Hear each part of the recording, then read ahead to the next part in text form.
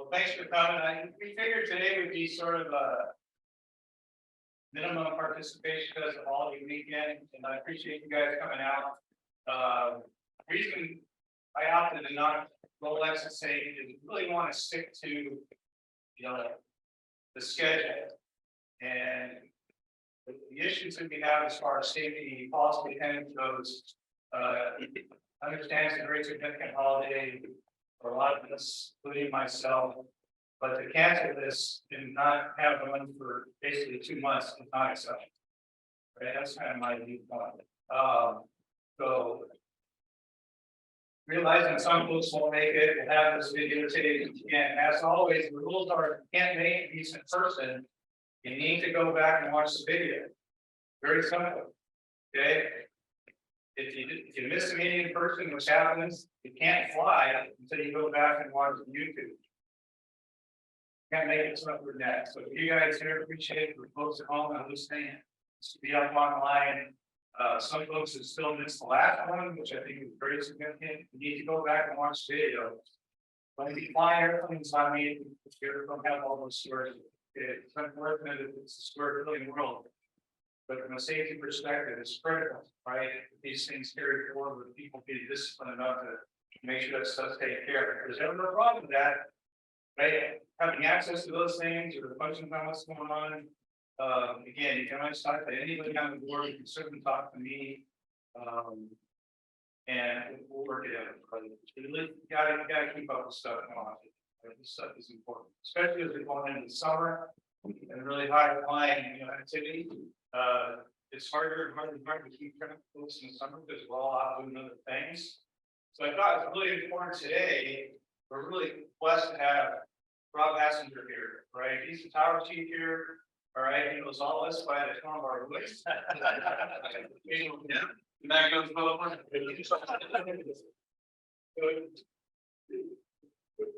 That's our concept now.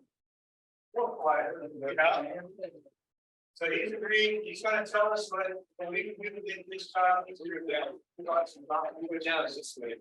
And they'll work this thing out. And we certainly understand the relationship between ourselves as a flying organization and as us as individuals. It's critical that we don't have a white hat, black hat relationship with guys in the car. We're busting our butts, right? And if you've been flying here any length of time, you obviously have seen the increase in traffic and the potential for bad things to happen if we're not on the same sheet. So gonna turn it over to Rob, let him talk, and then we'll assail him with our question. Right? Questions on that? You're briefing. All right, I appreciate that. How's everybody doing this morning? So my name is Rob Hassinger, and I am the air traffic manager at the tower here on the airport. A little bit about me: I've been a controller for 24 years, roughly. I retired out of the United States Air Force and came directly here, actually, from Ramstein, Germany, when I retired out of Germany. So I've controlled all over the world. I've worked everything from fighters to heavies to GA. Here was my first kind of real full-on GA exposure. Worked in Aero Club here and there, mixing them in with fighters, which was always fun. But so we landed here. I've been at this airport for about 4 years now. I've been the air traffic manager for about 1.5 years.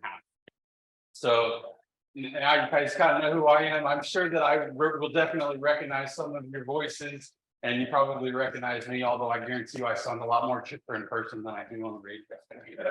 So, so we were talking kind of about safety and what everybody can kind of do to make everybody's job easier, right? And it's not so much I think about making the job easier as much as it is about helping each other with efficiency, right? And the reason I bring up efficiency is because, as I'm absolutely guaranteeing that you are aware, that this airport has become significantly more saturated and continues to become more and more and more saturated every single year. Our traffic count has climbed here every single year that I've been here, with the exception of 2020 with COVID. But frankly, that was only just for the first several months of the year, and then we stacked it on hard in the second half of the year. We had a couple of months that year, late in the summer, that were close to 12,000 a month. So right now, just this past year, we're sitting at about 95,000 ops annually is what we did in 2022. Which is up about,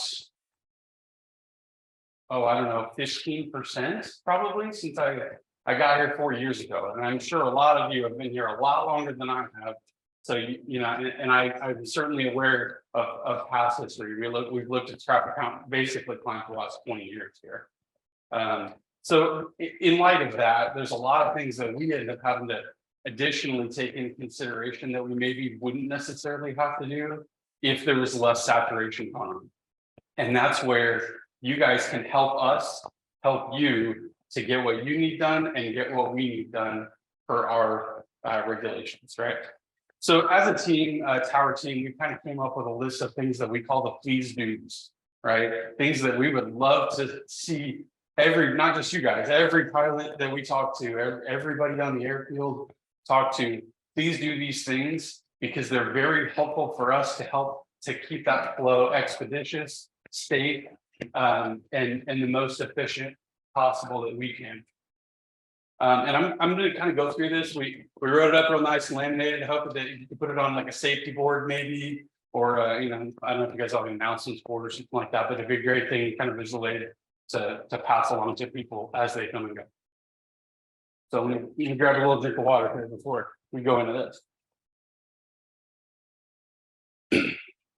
And if anybody has any questions about any of this along the way, we can do questions at the end if you want to ask questions at the end. If you have specific questions, I'm a controller, right? So like, let's do things right now as we're talking about it, right? So yeah. So if we're talking about something and something pops into your head, you want to talk about it, you want to ask about it, why, I'll do my best to try to explain the whys of things because I think that's important for people to understand why we're doing things. It makes it a lot easier for people to kind of accept maybe sometimes that things are happening that aren't the best for everybody, but it collectively has to happen for specific reasons, right? All right, so the first one, please do listen before you transmit on the radio, okay? If air traffic control issues a control instruction to another aircraft, they're listening for a response that they need to hear. And a lot of those responses that we need to hear are mandatory responses that we have to get back from the aircraft, like hold short instructions, stuff like that. But we need to hear that before we want to talk to another aircraft. Please wait until after that response. Every single day, we have aircraft call up, and it appears as though they're turning the radio on and they're just talking, right? Happens, they talk all over the top of people. Now, don't get me wrong, we totally understand that sometimes line of sight, folks are on the ground, you know, radio, you may not have heard what the other aircraft is saying. I also have a little bit of an aviation maintenance background, so I'm a little bit familiar with radios. I was a flight controls nav guy before I was a controller. So I'm very aware that that can also be a factor there, but generally speaking, we're talking about people not necessarily listening before they talk, right? What ends up happening there is now we're saying, hey, can you say that again? We're having to go back. Hey, you got stepped on. We didn't get either transmission because both of them are on top of each other. You guys probably see this every day too, right? So that's definitely something that you guys can help us with. And keep in mind, we whittled down to the things that we see the most frequently here. There's about 10 of them on here. And pretty much every single one of these things happens every single day, right? So they're all very, very common occurrences. When making initial contact, and this one is it's semi-controller specific and can be different in different facilities. But when making initial contact, please do include who you are, where you are, and your request. Hold calls, which is no info except for a call sign, elicit extra transmissions from both parties, and it eats up our precious airtime. That goes back to when we're dealing with saturation issues. You know, it's 3 conversations when somebody just calls up and says, you know, tower November XYZ tower, say your request, you know, and then we're kind of going into this teeth pulling thing, and we're looking at 4 to 6 transmissions just to get the thing that should have happened in the initial back and forth, right? I understand that there's sometimes radar, Tracon radar facilities. And I do have some radar experience as well. And in that environment, I tend, if we're busy, we tend to, specifically for VFR aircraft, we tend to only want to hear a call sign. We'll get to you when we get to you, right? But in the tower environment like this, we're there, we're listening when we're open, and we want to hear where you're at and what you want to do the first time we talk to you. Okay, that's a pretty easy one. Everybody good on that one? When given taxi instructions, please do always read back the runway assignment. It is absolutely required, and if we don't get it, we are required to ensure that you've received it. And the only way I can do that is to hear you say it back, right? This happens 20 times a day. Taxi somebody out to the runway and you know, taxi via Bravo 1 and Alpha, Roger, Bravo 1. Say the runway, you know, we handle it in different ways. Different controllers kind of handle it in different ways. I'm the guy that always I just read the runway again, because most pilots will just parrot back what I said. Right now we've met our requirement. I know that you're going to the right place. You know that you're going to the right place, but we have to make it official. Okay. Okay. Yeah. One question. To ask that you say, you want to really pass, you know, program, you know, parking groups, that's active. So they tell you which roadway is active rather than you assume it. But I heard, I think you're talking on, you could assume, if you just heard, yeah, I can only go 7, then you can say it's 7. But I was not back in the day, you asked which one's active, because you get change sheets that. Okay, so there's two things that come into play there. Obviously the ATIS, we have a requirement to ensure that you either have the ATIS or the numbers, one or the other, and we're listening for that, one or the other, to ensure that you've said that. That puts us on the same page as of the runway, right? So that kind of eliminates which is true. And generally speaking, if we're in the middle of a runway change that we have foreseen, right, we will say, hey, you know, ATIS says this, I want you to go to this one, we'll give you a different runway. And trust me, in that kind of a situation where the ATIS might say 17 still because we haven't fully switched that over for whatever reason, and I give you 35, I'm very closely listening to make sure that you got that runway number, even more so than usual, right? Right.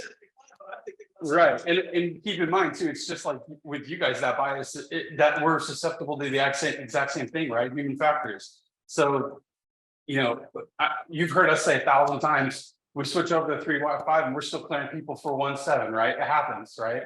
We have visual aids and all kinds of different stuff that we're using in physical things that we place in our view. I mean, obviously there's airplanes going to different runways, right? But somehow that's not enough.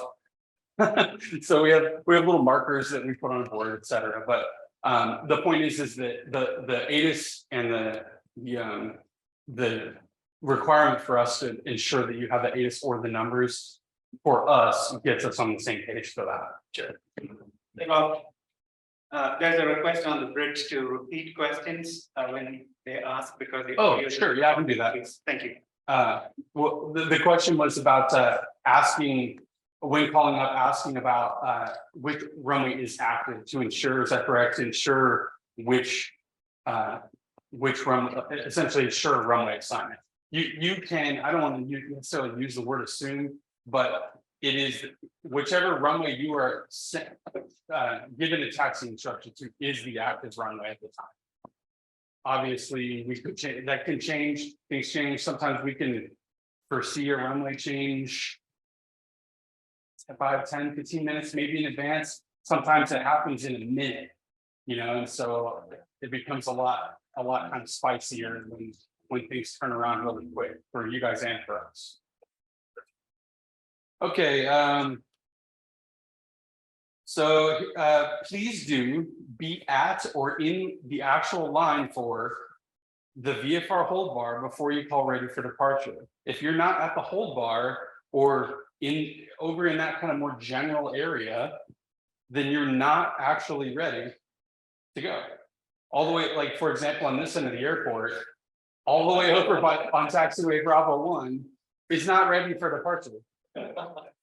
I mean, this is something that, again, we see every single day, you know, and that's a long way. I mean, we're talking, I can tell you right now, it's 250 feet from the VFR hold bar to the center line of that runway.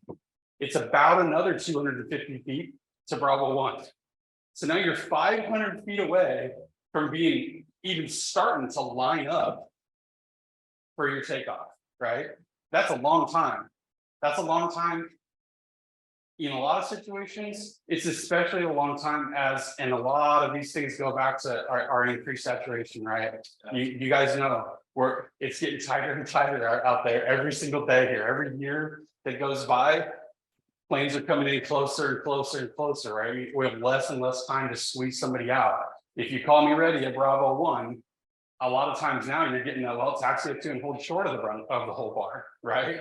Because I need you to be there and ready to go, you know, and those seconds matter to us, and they're starting to matter more and more all the time because our departure holes are shrinking. That's a Tacoma Narrows. Okay. Here's a good one. When you're ready for departure, please do try to leave enough room for another aircraft to potentially get past you, depart before you, by staying to one side or the other and not right in the middle. This is kind of a funky thing going on down at 3.5 because the VFR hold bar in the mouth of Alpha 4 is enormous, right? As I'm sure you guys are well aware, and you're probably also aware that there's a construction project that's going to change that probably next year. Maybe not everybody's completely aware of that, but there is a construction project that involves that, will make that smaller. But our point here is that based on aircraft characteristics, whether you're IFR, VFR, it may be advantageous for us to clear an aircraft for takeoff in an order other than that they arrived. Not blocking the entire runway entrance helps us to facilitate that. So there's a lot of things that we take into consideration. Generally speaking, we do primarily operate on a first come first served basis, right? For most things, and when able, we try to do that. But sometimes that's not operationally advantageous to the expeditious flow of what's going on. For example, things like IFR releases and when we can actually get them from Seattle, which has also become more and more difficult. And there's a lot of kind of behind the scenes moving parts that are going on right now between us and them, and how the process that we're using in order to get releases has changed. So the timing of when we can clear somebody for takeoff matters, right? So it's very, very helpful. It honestly doesn't really matter. Some guys prefer that, you know, VFR guys going right and IFR guys on left, you know, this kind of thing. For me, for us, generally speaking, we don't necessarily care exactly where you're at, as long as most other aircraft could possibly get by you if we need to. Yeah, well, that's. No, go ahead. I noticed, excuse me. More and more, and it's happened to me a couple of times where we're on 3.5 and, you know, the parking lot's full. And so guys will start stacking up Alpha. Right. And they're literally turning, you know, perpendicular to the taxiway to do their run. Yeah. And I'm always waiting for an adult to go, hey, You know, don't say that. there, gentleman mentioned that, you know, sometimes aircraft are kind of obstructing the taxiway that are, you know, making it difficult, specifically on the 3.5 end, right? Where, you know, maybe they get down there, and here's what I think is happening. I think that they get, you guys probably can definitely tell me a lot more about this than I can, right? Because it's more your wheelhouse, but they get down there, they see the parking lot's full, and they're like, I'll just kick it to the side and go run up right here, right? Yeah. That's what they're doing, right? So there's really not a whole heck of a lot that I can necessarily do about that. But I would say that that situation kind of harkens back to the one where I was talking about, don't let us know that you're ready until you're actually ready, because surely you've seen where 6 aircraft call ready for takeoff. And I can tell you part of our process, the way that we operate specifically in this tower, but most towers, is that we try to essentially demarcate in our it's called the traffic management board. We have like little magnets And we write down everybody's call sign and we move them around and we basically play like the whole thing is like static. So we have like 3 layers, right? We're looking at what's going on. We're looking at what's going on our physical magnet board, and then we also have a radar display. But the thing is we kind of try to demarcate on that board in what order people call, because we can't necessarily tell, right? Who's exactly, even with binoculars. I mean, sometimes those tail numbers are like this big, physically this big on the side of an airplane, you know, we don't know exactly who's down there, number one. So we're going to call you, we're going to start caring for people for takeoff, either for operational necessity or in the order that you called. And then they go, oh, but I can't get there, right? This happens all the time.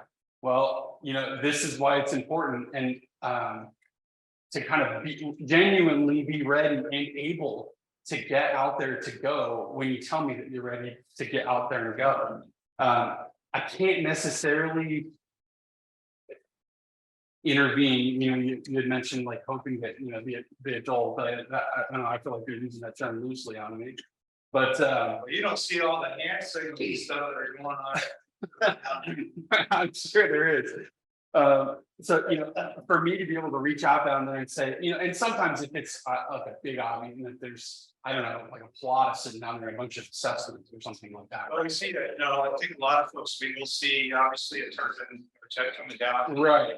It's like, well, he's probably got his release, let's get out of this. For sure. And that may be, there's more than one reason why we might put a sort of a guy out there for that. Generally speaking, we're going to try to put the faster guy in front of the slower, if possible, right? Because that's better for everybody. And so that IFR releases, etc. But it's really difficult for us to kind of reach out and be like, you know, hey, get out of the way. You know, I mean, there are some specific circumstances, and obviously, as much as we can stand up here and we can talk about this and we can talk about that, and you guys can bring up things and I can bring up things, everybody here knows that everything is situational, right? Every situation is its very own unique thing. Every single day, every time you fly, every time I sit in the Sweden power cab, it's fresh, right? And it needs to be. That's a really good mindset to be in, because it helps us avoid complacency, right? But yeah, so we do, if possible, sometimes, hey, are you able to get by? You know, like just the other day I have one sitting out there, you know, and I want to say I had a citation, he's up 3.5, I had a citation taxiing southbound on Alpha with Cessna holding short at 3.5. I can't remember if they called ready yet. Regardless, I wanted to put the citation out at that time first, and I asked him, hey, are you able to get by the Cessna that's sitting out there? Also, keep in mind, that's a huge place, right? So we're talking about 3.5 with the enormous VFR hold bar. And he said, yeah, I don't think I quite have enough room. And before you know it, the Cessna, you know, I thought it might have been, I didn't want to tell you, I thought it might have been. I thought it might have been. So I didn't tell you out by name, you know, but you're really thinking it. You said it through November, weren't you? Yeah. So, and you have that situational awareness to hear that and say, you know, hey, we'll do right, just kind of scoot it out of the way. And that's great, right? But in the first place, I mean, obviously it's hard for you to like forecast that there's going to be a citation rolling up behind you, right? But again, it's just trying to kind of like make a point of being, you know, kind of almost as far to one side or the other as you can. In the back. I'm gonna have to scoot up a little bit. Okay. If you have that situation coming down a taxiway, run up areas completely full, and you don't want us to remain perpendicular to just what are we supposed to do? What do you want us to do? Okay. Because if we stay in the taxiway, we're still blocking anybody. All right. Right. So, okay. The question is what do you want us to do if we get to, we're headed down taxiway Alpha towards the approach end of the runway, the run up area, you know, the approach end is full essentially of taxiway Alpha. And you're asking about how do you want us to handle that in terms of run up? Honestly, until there's room in that run up area. Right. So here's the answer to that. And I want to clear something up real quick. We as controllers don't have a problem with you turning sideways and doing a run up there. Okay, so if you're down there kind of approaching of Alpha on 3-5 and you know, there's 6, 7, 8, I mean, that line is long, right? If there's a whole bunch of them down there and you want to kick it to the side a little bit and do your run up, that is okay with us, right? That's not a violation of any kind of regulation that we have. I'm not necessarily familiar with anything that you guys might have that says not to do that. Maybe somebody can mention that if there is. I would love it if you would mention if there is. But our concern from air traffic perspective is not so much that people turn it sideways and do a run up right there. It's that things keep moving when they can, right? So the problem that we could run into here, and I think maybe this is what gentleman over here was kind of getting at, was that. So let's say you're kind of you're just south of Alpha Creek, right? So you're down there and you're not all the way down to the end, and then a burst happens. We get space and we clear a bunch of people for takeoff, right? And then you get caught doing a motor run up. And now you're blocking the taxiway and there's space on the other side. Is that kind of more what you're, or partially what you were getting at earlier? I feel like that could be problematic. And maybe you guys, and, you know, kind of the local community kind of spitball ideas on how, or good processes in order to kind of what to do there. If I had my druthers about it as a controller, and keep in mind, this is Rob's thoughts on it, right? I'm not telling you anything that's a rule or anything like that.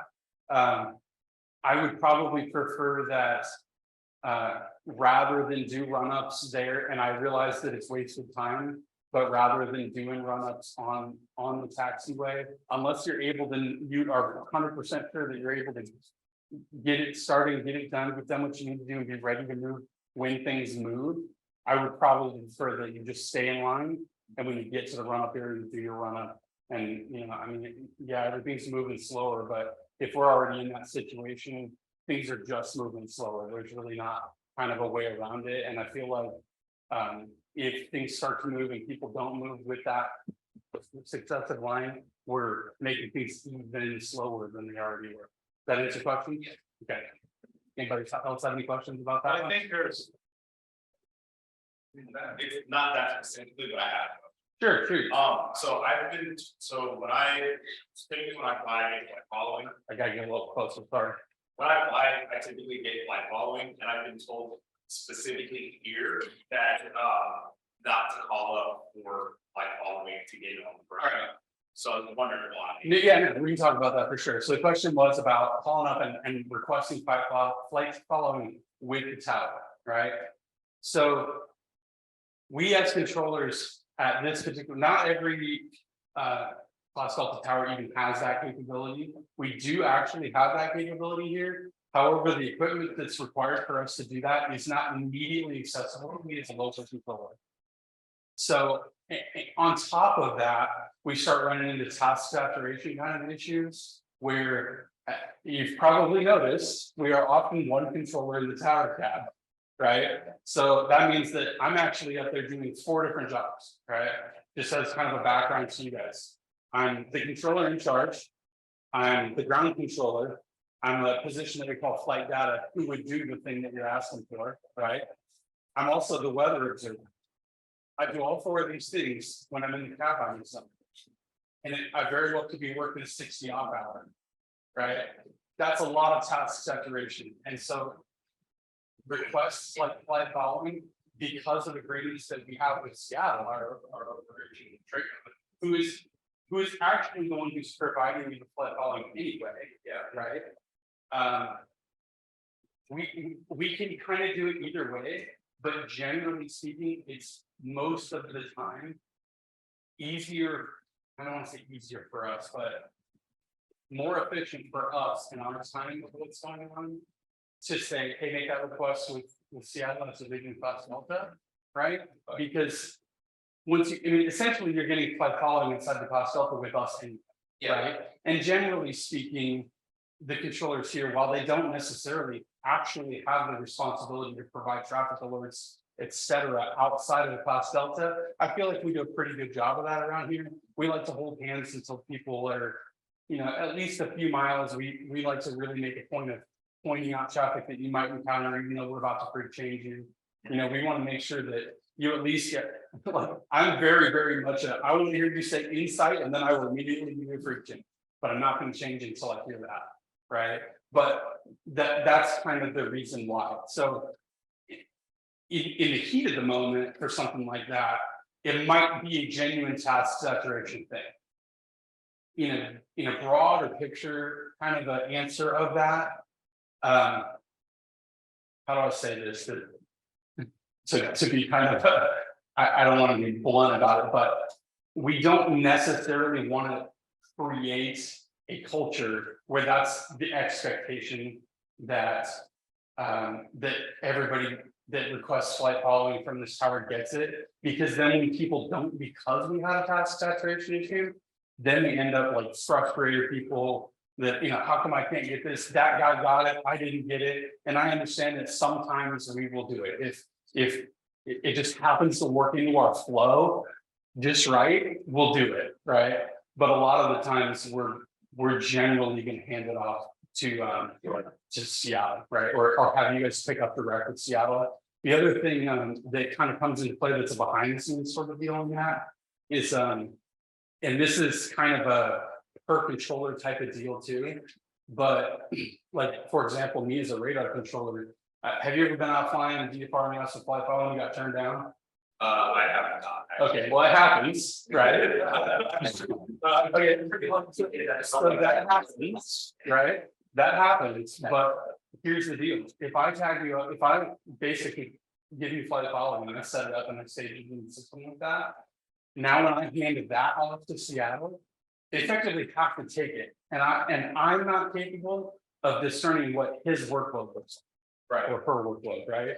So because of that, me personally, this isn't kind of just as on a controller side of things. I personally don't really like loading another controller's plate without them consenting effectively, right? And sure, they can just turn around and say, hey, we're unable to do that right now, but it's just another thing, right? And that they have to either approve or deny at that point. Now, granted, you're also calling them and saying, hey, I want to follow you. But it's their decision to make, right?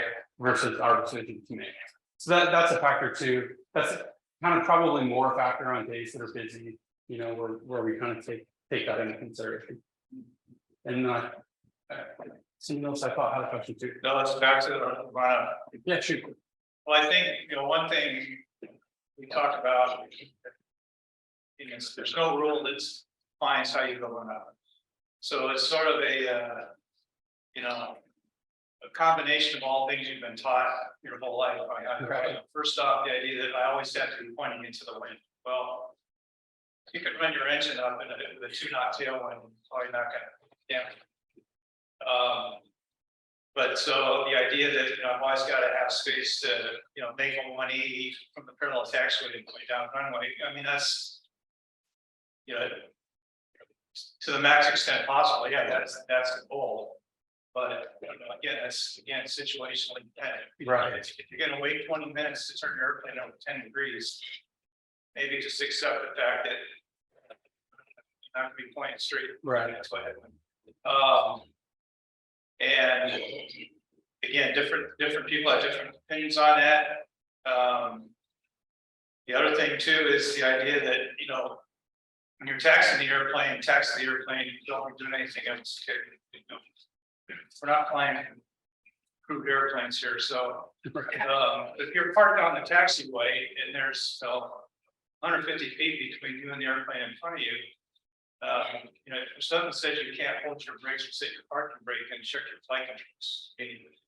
So Get the little things done along the way. Right? again, that's kind of technically going with some of these runners say don't do anything until you're in the run-up area and your parking established. Well, again, that's a judgment call. I mean, if you think you can do something without rolling 150 feet at high power, chopping the tail off a guy in front of you. Yeah. And then you can wait till you get down to the run-up area and and take advantage of the wind and so forth, and the engine. So there's things you can do.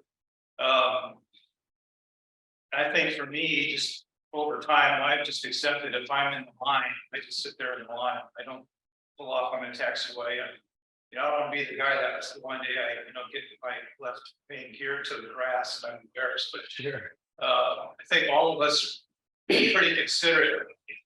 We're all aware that there are, this bicycles has some, Hobbs meter issues, and if I can get out of their way and let them go by me, I'll do that. And this is, I apologize for interrupting, but this is going to become a more hot button issue. Know that. Because Construction. if and when, and it's very much looking like a win, I don't believe the funding has come through yet and final approval for the construction project. If it does, the proposal is for in FY 24. So it'll actually end up probably in calendar 24. That entire effectively the run up area for 3.5 goes away. I mean, that's as shocking to me as it is to you guys, I'm sure. There will not be a run up. There will literally only be a taxiway that's taxiway width and will be narrower. I'm not sure if you're aware of that than the current taxiway. So real quick sidebar, just because I'm getting some kind of confused faces like, wait, what's going on? So, all right. So essentially what the construction project is that taxiway alpha is being moved east, the whole thing, laterally eastbound, farther away from the runway. Okay. The run up area, that entire giant mouth and any kind of basically run up area on 3.5 is going away. And this is going to take the better part of a year to accomplish. I think it's probably I think they're planning on taking like 8-9 months maybe to actually even complete the construction. But once that's complete, things are definitely going to be tighter down there. It's definitely going to just be people in line. Oh, they're also adding another taxiway between Alpha 3 and Alpha 4, which doesn't make any sense to me at all, because if you were going to add a taxiway somewhere, let's put it between Alpha 1 and Alpha 2, right? So that people can turn off earlier. That would be actually helpful. Or sorry, the controller in me is sneaking out, right? Yeah, that would be actually helpful. And then the other thing that they're doing is that they're moving taxiway Bravo 4, okay? Because Bravo 4 currently is a straight shot across to Alpha 3, which is violation of FAA standards for runway design. Okay, so effectively their worry is that you're on Bravo 3 and somebody clears you or whatever, you get out there and you're just going to keep on going straight across Alpha out on the Alpha 3 and then off you go. You're on the runway, right? You've now violated the runway, or even violated the RSA, right? So that's getting moved so that those two taxiways are offset from each other. I'm not sure exactly what the distance that one's going to move laterally is, but that's going to happen as well. They're filling in the big pit so that none of you fall in it, because that would be terrible. The bear's going to have to find a new place to live. So yeah, that's all kind of happening with that construction project, but it's going to exacerbate the problem specifically on 3.5, right? So, all right, any more questions before I move on to the next? What technology you've already alluded to that you have up in the tower as far as tools? So generally speaking, tools that you guys would kind of care about for us. We have light guns. We do have radar, and we actually get our feed from Seattle. So it's relatively reliable. You guys may recall, was it early last year that we didn't have a radar for like a month, right? And that changes things pretty significantly for us, right? So that's a big one. We do have a radar feed. Obviously, we're getting ADS-B these days for most airplanes, which is really fantastic. In case you're unfamiliar, that's not something that we normally get a direct readout with, but I can check, right? I have the capability to look. Wait, I literally have a button on my keyboard that we call the beaconator button. And I push that button and everybody's call sign pops up. Everybody who's swapping 1200, if you have ADSB, it shows me everybody, right? Which is a lot of information all at once. But if I'm focused on exactly where I'm looking at, it's easier. So you're probably, maybe some of you have been flying around here for a long time, or just in general. I mean, this doesn't only apply to our airport. You probably noticed that you've over the last couple 3 years, maybe or so, you get asked to squawk a lot less, right? Or ident rather. You get asked a lot less frequently to ident. That's why, because I'm able to figure out where you're at without having to ident a lot easier now than we used to be able to do, which is fantastic. We have awesome windows that definitely need a cleaning. We got some great window shades. That's probably my favorite technology out there. We use handsets and radios. We have our traffic management board, which I guess is a form of technology. It's very manual technology, but this is, you know, it's funny. This is not something that military controllers use, right? I had 20 years as a military controller, and I never once in my life saw that thing. And when I got here, I was like, "What in the hell is this?" Right? And it's one of those things that forces controllers to physically move things around as we're talking to you, right? As we're talking to each and every one of you, we're writing down where you're at, what you're doing. We're putting you in line. I carry if you're run. It's got a picture of a runway. It's like genuinely like a static board.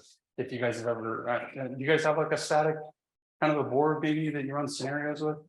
So it's a graphic representation of the delta basically with a picture of the runway in the middle. 1 second, I'll get right to you. And we physically put the little magnet pucks like with your name on it on the runway when you're on the runway, right? All these kind of visual aids, right? Real quick, what's the question? And it's just based on the tour. Do you guys do tower tours? So we're still kind of in limbo with the tour thing. We're kind of more in like we're allowing people in that have like a real kind of operational need where we were really with COVID, we were really blocked out, right? And that was through FAA and because I work for a company, right? I'm a contract controller. So excuse me. So for a long time, both of those entities were just like, no, absolutely not. Like basically nobody, unless it's like 100% have to be there, right? We're kind of to the point now where some FAA facilities have opened up, some contract facilities have opened up. Sometimes for a long time, or in some places, it's been based on like the county maps, the COVID county maps we've been talking about. And so right now, we're kind of on the cusp of maybe we're going to be doing that soon. I know that my company's been kind of talking about it, kind of kicking it around. I think maybe they've kind of authorized some towers to be giving like actual tours now. I personally have not been given any kind of guidance on that, like what my company wants to do, and it's their call. Generally speaking, it's not necessarily my call. If and when that happens, I promise you, everybody's going to know, right? Like as soon as the first person shows up for a tour, they're gonna be like, "Hey, everybody, talk to the tour again," right? So you'll know, right? I can say I did it. It was before COVID, and it gives you a whole different perspective once you get up there and see what you guys are doing. Yeah, and it just makes it for sure. Takes the mystery out of it. Yeah, and that's great. I mean, I'm not opposed to touring at all. I definitely think it's a valuable tool. Just like us coming here and talking to you guys, and hopefully you guys have to stuff we need to, right? But in that environment as well. As far as like other technology goes, we have a lot of automation through our radar display that is so it's a stars display, which is the current hot dog stuff, right? And because we get that feed off of Seattle, we're kind of lucky, quite frankly, to have that capability. Not everybody does. But we, like, for example, our our releases that we get, I don't have to physically audibly call Seattle anymore. These kind of things are automated where it's keystroke requests, et cetera, and beeping and all this kind of stuff. We do a whole big array of weather sensors and all kinds of stuff that's going on with that. And I mentioned that I'm the weather observer as well. So quite technically, the weather observer is its very own job. I mean, it literally has its own like DOL qualification listing, right? However, we do that here too. We get certified for weather observation, and then we augment anything that's going on because the sensors are not always right. And so we use everything we can try to basically round up as many data points as we can to try to more accurately reflect what's going on with the weather than maybe the sensors might do. Like, I mean, there's times when our sensor will say sky clear and there's like literally cloud over the approaching the runway, like 600 feet, maybe just because the sensor didn't happen to catch that, right? So, you obviously want to know about that. And if we just let it slide, then you're like, oh, it's near a million outside. And then you go outside and you're like, no, it's not, right? So yeah, in terms of like actual technology, there's not a whole lot of different pieces to it, but we just have some really important stuff, right? And then obviously it's us, it kind of comes down to human factors on our end and on your end, right? So yeah, we just try to practice a lot, although we get plenty of practice here, right? We definitely have our down days, and it's, we're kind of coming out of that season for the most part. We actually had kind of a quiet March. We were below average on traffic count for March, which is interesting. I think it was kind of a bit of a funky wet month, but we were also up in January and February. I think for the year we're 2,000 ops over average of the last 5 years right now. So it just keeps getting more. Dude, what do you got in the back? You talked to the congestion here on the ground and kind of get airborne. Can you talk a bit to we're headed home and I definitely will talk about. Can we hold on to that one Sure. until after this stuff, because that's a really important thing to talk about, and it's definitely applicable and to the actual congestion and traffic count of this airport. And I will give you lots of whys on that. I love to talk about them. But let me buzz through this, and then because it's not actually part of this one, and we'll definitely cover that. Don't let me forget. So some of us were wondering, like, why, in regards to the safety of the tower, why is it not staffed on person? All right. So the question is why? We talk about safety. Obviously, we're in aviation. We're all aviation related folks. And all we talk about is safety all the time, right? Safety. That's our number one thing on your end and my end. So in light of that, why is there often only one controller in tower cap? Well, there's a few things going on here. Excuse me. So probably the foundational layer of that is that there is genuinely a shortage of air traffic controllers in the United States. I mean, full on. That's felt everywhere from contract towers to DoD to even military and the FAA, right? Everywhere you go, we are grossly understaffed, right? That problem is a very difficult problem to correct because of the paths that are required in order to become an air traffic controller. There's not a lot of them, right? I don't know how familiar are you familiar with this topic at all, or maybe I'm sure some of you probably are, some of you aren't, but generally speaking, there's only kind of,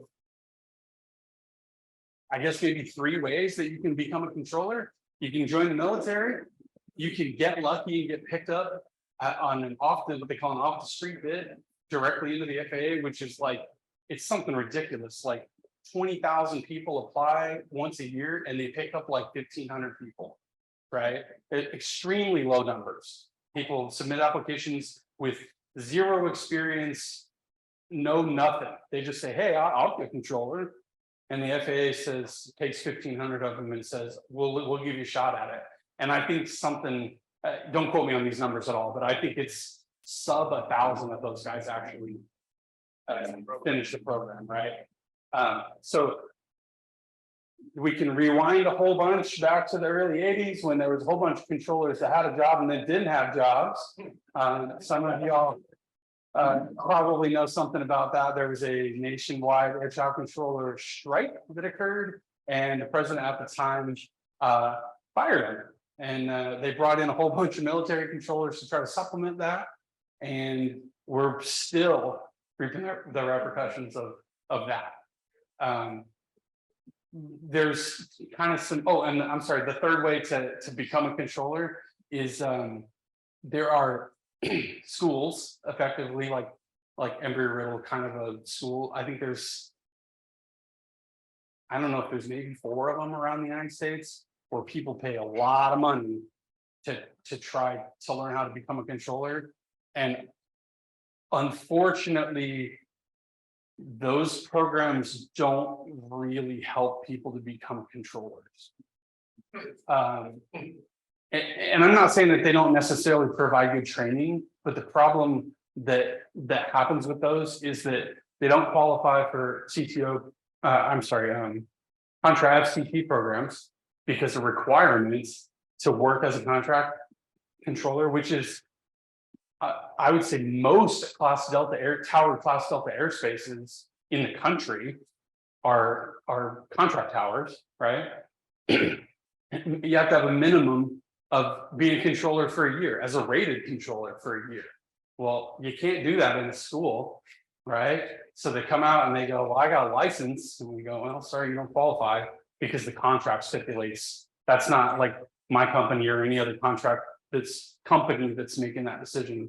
That's written into the contract that they have with the FAA, right? So unfortunately, that becomes like a super long shot. Generally, what happens is that those guys try to bid for the FAA just like everybody else, and unfortunately, they spent tens of thousands of dollars to learn how to be a controller, and then they go stand in line with the other 20,000 people and maybe get picked.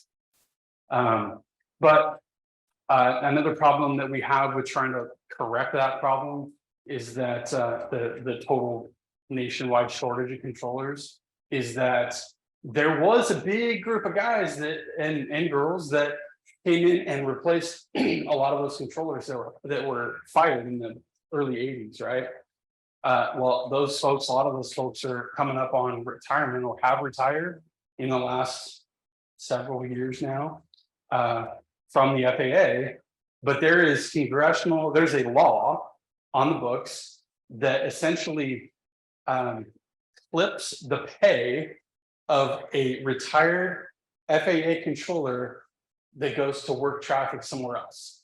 They effectively lose a portion of their retirement in order to go and work with us. So now you just shot my contract hiring pool even farther, just shot it right in the foot, right? Because a lot of those, well, I don't want to say a lot, but there are a number of people that would want to retire because they're forced into retirement as FAA controllers at 55. Yes, and they got good years in them, right? Why is the 55 number exist? So I don't necessarily. No, it's fine. These guys would take it down into another path. Yeah, we can get back to that. The point is just to get to the core of the question, there's a genuine shortage of controllers everywhere. We and lots of other towers are effectively staffing as much as we can. I mean, honestly, if there was a controller out there for me to hire to put here, I would, but they don't exist. I mean, it's like literally we don't get applications because they don't exist. That problem is exacerbated by, we do get guys, there's like single military guys who now have got 4 or 6 years of experience. They come in, I'm sorry, to get out of the military, whatever branch, they want to go to the FAA, but it takes a while because there's the other way to get into the FAA is a prior experience bid, which happens 2 times a year and has a lot better chances of happening than the off the street with the 20,000 people. So those guys will often go to a contract tower because they got bills to pay in the meantime, right? And then they're applying for the FAA and then you get picked up, and that's why we have massive turnover. I mean, it's young folks coming through contract towers as controllers. It's very common for them to be around sub 2 years. So, and then we have like minimum staffing requirements, right? And obviously it's at least one. So we do our best to meet that.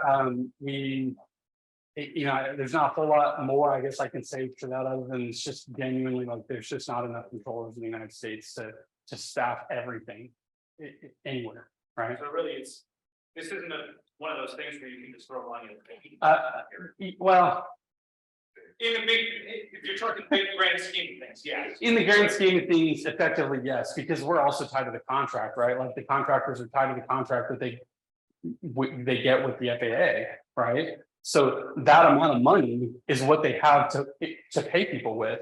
They're still running a business, right? So they're not going to just pay a whole bunch of extra money in order to have more controllers. You know what I'm saying? And then they essentially no profit because then there's nothing in it for them, right? And that's not to say that the contract companies are intentionally, by any far stretch of the imagination, intentionally trying to keep staffing numbers low, because they are not. I can guarantee you that my company is very active on recruiting, and the pool is dry. that is the problem. All right, so where were we? All right, so we talked about trying to kind of leave some space for folks out VFR hold bars. All right, so now we're getting kind of more into like when you're in the air type of stuff. So when you're in close traffic and you know that your next landing will be a full stop, please do let us know before we clear you for something else. Happens 100 times a day. You're on the downwind. Most controllers generally try to clear folks mid downwind, midfield downwind, roughly, depending on whatever else they get kind of tied up into. And I clear you for touch and go. And no, actually, I want a full stop. Okay. Did you know that already? Because if you did already know that, we would really, really appreciate knowing that before we cleared you, because now I got to go back and clear you again. I can't just say, okay, Roger, and that counts, because you're not clear to land, you're clear for a touch and go, right? And it matters because on our end, depending on what you're cleared for, changes my runway separation requirements on how much I have to have between you and the guy behind you.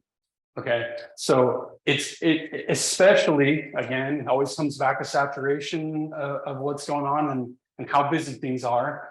If we're eating up airtime, having to clear the same aircraft twice for the same landing, it's like I might as well have had two different airplanes, right? So that's, a lot of these things come down to kind of like little things that are like little time savers. And I know that a lot of it kind of seems like, oh, it's just 1 second. It's like one quick thing. And I also want to make sure that you guys understand that we respect that y'all are busy too, right? That you guys have a lot going on. You're trying to, wrestle this thing around and stay focused. And you guys have a lot of task saturation also. Nobody's asking anybody to be perfect, right? But those kind of things that can save 3 seconds, right? Then because it's not just as simple as, oh, I'm clear to land. Okay, now I actually have to like reassess the situation too, right? Is this going to matter? Because I might have been going to turn you in front of, let's say I got somebody on an ILS approach, going back to radar on like a 3.5 mile final, and I'm expecting you to make a touch and go. And so I clear you for the touch and go. Well, now, because as soon as you hit the runway, 8, 10, 12, 14, 15 seconds, right? You guys are in your touch and go, you're up and you're moving again, right? You don't ever bring down that speed nearly as far. The amount of time that it takes for me to get my separation requirements for you as a full stop in front of this guy that's in a low approach is a lot more, right? So now I might have to resequence you even. Okay, well, cancel the takeoff clearance or cancel your landing clearance now, continue down when you're going to follow the guy that's on that 3.5 mile final. So all of that could have just happened previously. And those kind of little things really help with total saturation. So if we ask for an option, that's really not helping you guys. It's really not, to be honest with you, because I'm going to treat you like a full stop. Actually, to be honest with you, if I'm gonna clear you for an option, I'm gonna treat you like you're stop and go. Because that's the longest thing. So, generally, we only will approve options when there's like nothing else going on. But if there's like pretty much any kind of other traffic that we're interacting with, then we would definitely prefer to know the legitimate type landing. About, yes, we do a lot of short approaches, you know. When we say that, what's your expectation? So, man, that's kind of one of those very situational things, right? Because everybody flies the pattern just a little bit differently. Yeah, Generally speaking, Rob's thoughts on kind of like perfect world, what's a short approach look like? I'm expecting instead of, generally speaking, we'll say a standard turn into a crosswind is roughly a mile past the approach end, right? That's kind of about where you guys turn more or less. I'm really looking for something inside of a half mile, probably maybe even a little bit closer, not too far past the numbers I'm hoping for you to turn in. That's really kind of what we're shooting for. The question was about, what are we looking for short approaches? And so that kind of helps define it. But again, that's going to be different for every airplane, like the super cruiser, he'll turn that thing in on, you got to know, right? He'll turn that thing and drop it on the ground, like a beam the numbers, right? But like a Seminole, for example, if I need them to turn in, I'm not going to get that same short approach out of that guy. So it's kind of do what you can. Obviously we want you to be safe, but recognize that if we ask you for a short approach, it's because I need more space, right? I'm trying to build space. I'm trying to put in separation between you and something. You probably are going to know what that something is, but you may not, right? You may not recognize, because it might be something like there's a guy on the ground that I'm looking to give a departure out, right? And you may not recognize that immediately, that I'm telling you, hey, make sure approach get on the ground because I know I got a guy that's coming up outside of the airspace and I want to put somebody between you. You might not recognize like why I'm asking for that. And we try to kind of when we can explain, but you have a rough limit, just how many airplanes you do. ooh, that's a super hot question, and it's tied to this gentleman's question right here. And I promise I will go over that at the end, right? Okay, and we're getting close to being done here. So, okay, waiting to okay. So we talked about letting us know as soon as preferably if you know that your next one's going to be a full stop, departure in downwind is our preferable place to know that that's going to occur, right? Honestly, almost anywhere from upwind to that point is kind of where we want to hear that, because we want to plan. On that same note, sidebar, if you want a short approach, tell me when you're upwind, please, because it is a lot easier for us to facilitate that with an extension upwind than any other spacing maneuver. It's a lot more efficient for the actual total flow of things. It also allows me it gives me a lot more options on how I want to facilitate that. For example, I'm an east closed traffic kind of guy. I'm sure you guys have noticed that some of us prefer one side and some of us prefer the other. yes, we have. I'm an eastbound, east side guy, right? So, but I've also, and I'm sure you guys recognize my voice, I'm also a mix it up guy, right? I'm like a swap it around. I tend to primarily, I'm an east guy, but I will shuffle things back and forth without thinking twice about it. And on that note, it's easier for me potentially to, even though maybe you've been in left close traffic and you're right behind somebody and you wait until you turn crosswind and then you say, hey, you want a short approach, right? My hands are kind of tied on building space to get you that. But if I can push you to the other side, now it's a zipper back in with the other side, right? So like, let's say we're on 17, I'm airplane, we'll do airplane hands for a minute. So, 17, you're now on the right downwind. You would have been in the left downwind. Zippering to get a short approach is infinitely easier from a sequencing perspective, then you go ahead and turn a crosswind back into your left post traffic.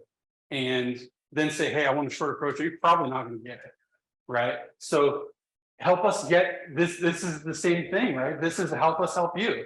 The earlier you can tell us that kind of stuff, the better your chances of being able to, of getting what you need also, right? All right, so so we talked about that, and now we'll talk about, now you've landed. When you're landing, please do take the first exit that you can safely make the turn. The spacing that we build is based on the expectation of that expectation of you taking the first taxiway, right? The first exit.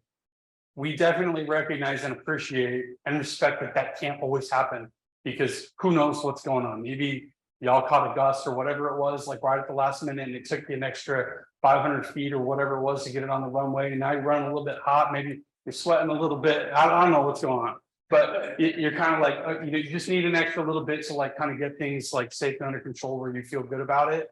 That's fine. I want to make sure that this one is not like a turn off no matter what, right? Like always catch that first taxiway. That's not what I'm trying to tell anybody. I'm trying to tell you, take the very first one that you can safely take. And I believe that that's actually directly out of the game. But it's important. You know, we do get people that, for example, on 1-7, they want to go to the avionics shop. They just intentionally are headed out 3. Well, guess what? That matters, because let's say that person is landing and they're going to the avionics shop and they just decide they're going to Alpha 3, and we're not expecting that, right? Because I'm expecting you to take Alpha 2 because I don't know, whatever it was. And the guy behind you is a touch and go.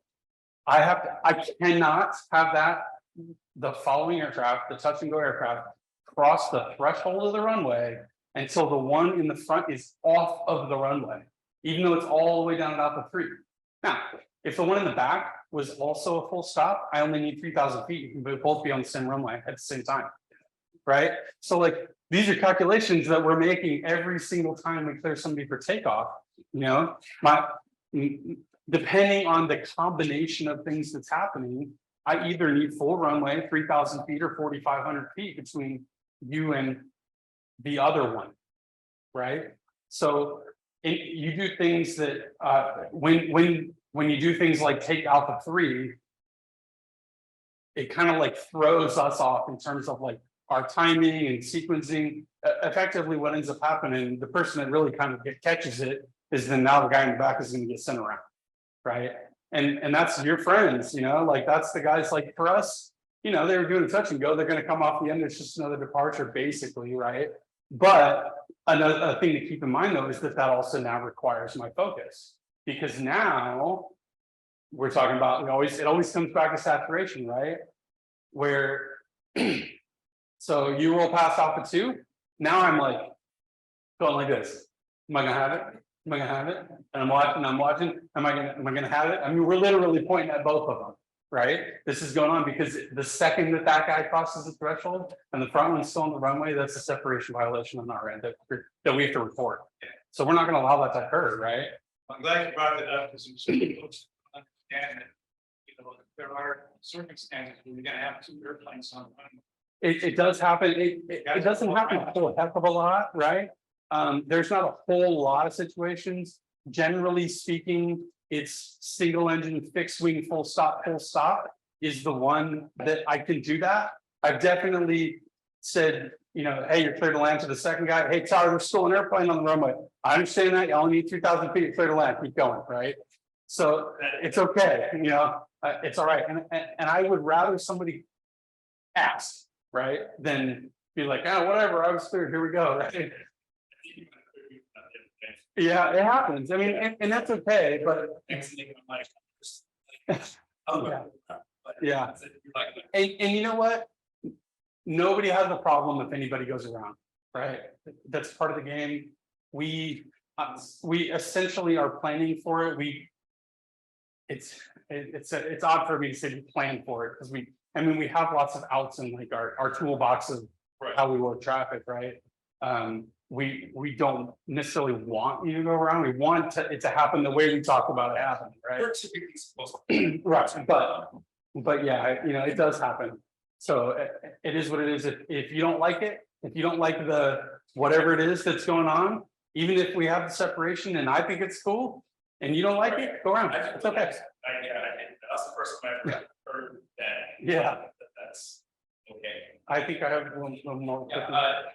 What's the definition of an operation? Is it a tail number or is it?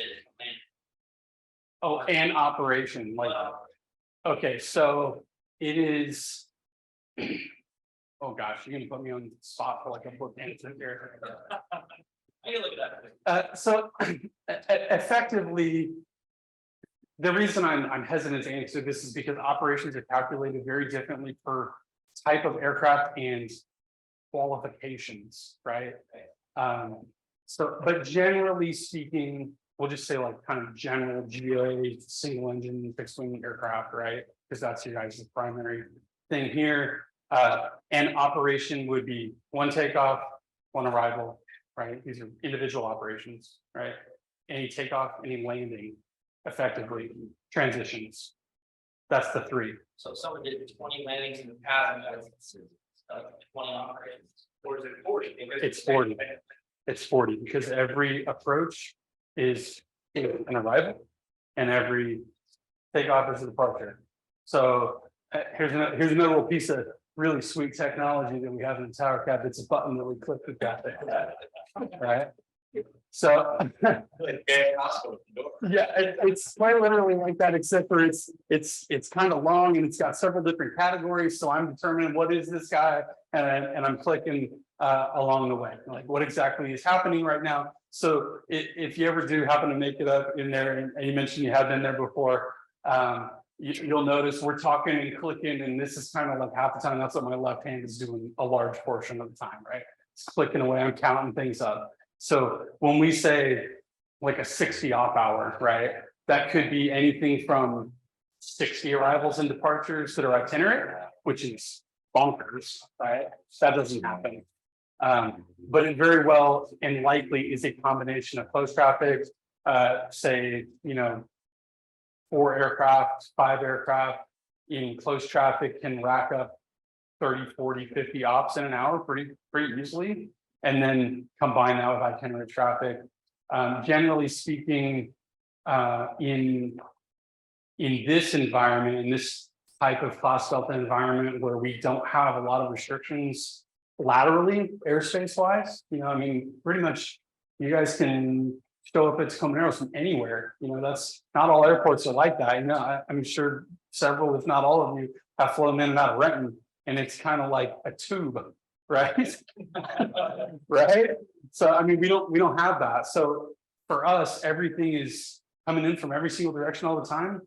So like itinerant traffic, if when we get above about 20, what we call itinerants would be like people actually coming and going, right? 20 itinerant ops in an hour. When you get above that number, things are getting hectic, right? Whether there's close traffic or not. And the reason for that is because every single aircraft that shows up at Comaneros has to get sequenced into, we have to herd the cats, right? And so not my point of saying all that is that not all ops are created equal. Working 20, 25, 30 itinerant ops is much, much, much more difficult to do from a controller perspective than say 65 VFR local in a pattern traffic, right? It's two very different things, but that kind of generally answers your question. It's an arrival, departure, or transition to the Delta. Okay. All right. So I got 2 more here, and then we'll kind of start to maybe talk about outside saturation kind of stuff. All right. Here's one that I'm sure that everybody here has seen. When you're exiting the runway, please do continue moving until you are completely past the VFR hold line. If you stop your aircraft, physically come to a stop before you get past that VFR hold bar, you are still on the runway. you are considered on the runway in terms of air traffic control, in terms of my separation requirements. If you are moving, you are not. Even if you're occupying the same exact physical space, if you are moving to get past that hold bar, you're off the runway as soon as you clear the runway edge line. That's the requirement that I have. As soon as you stop, you're on the runway again. Okay?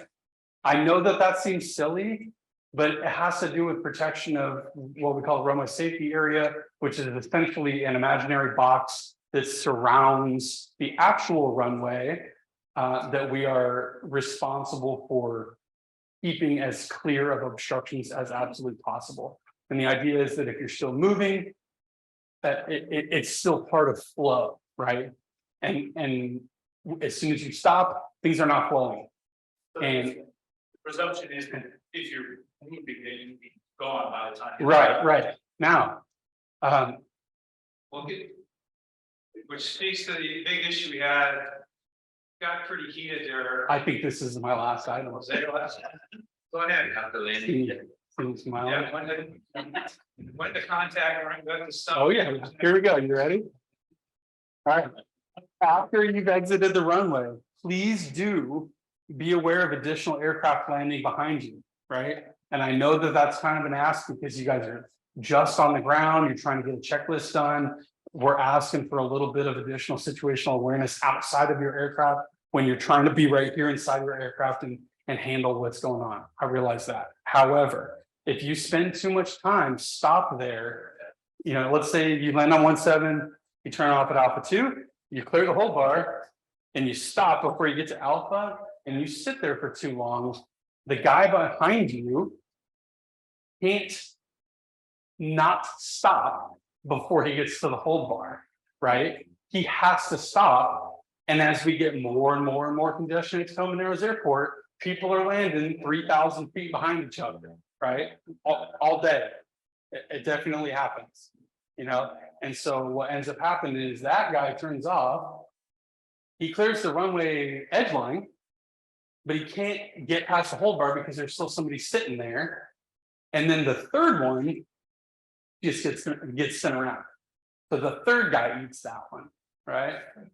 And this is why, and I've done it too. And I know, like, probably sometimes I probably sound a little bit harsh on the radio too, but like, hey, get moving, right? Let's go. Like, I need you to move right now. Especially if that was an IFR aircraft. That's a much larger deal to me than if it's, you know, somebody doing a touch and go in a close traffic pattern, that third one gets sent around. I really don't want to send around an IFR aircraft, and you're not going to know. You're never going to know that, right? There's no way that I would expect you to like follow a sequence 3 behind you in terms of like situational awareness. That's what I'm there for, right? But you got to kind of count on me. And so and we're cool with that. We want that. So kind of to answer your question about I think where you're headed with this is that, you know, when do we call you, right? Well, I can almost without fail comfortably say that the controllers in this tower tell people to contact ground. I mean, either contract it or monitor it, right? If we give you a taxi, okay, a little bit of background real quick. If we're telling you to contact ground, you can now know that we are not one controller in the tower cab. Because I want you to talk to the other guy on a different frequency, right? If I give you a taxi instruction, it's very, very likely that I'm the only one up there.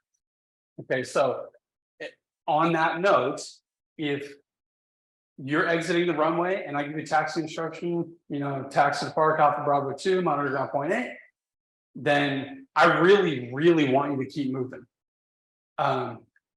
I understand that you have a checklist that you have to do. I understand that it was Eric mentioned to me that a roughly 1 minute long checklist that gets a little dicey in terms of like actual like physical time, right? Because the physical amount of time, let's rewind back to talking about that 3,000 feet or that amount of runway.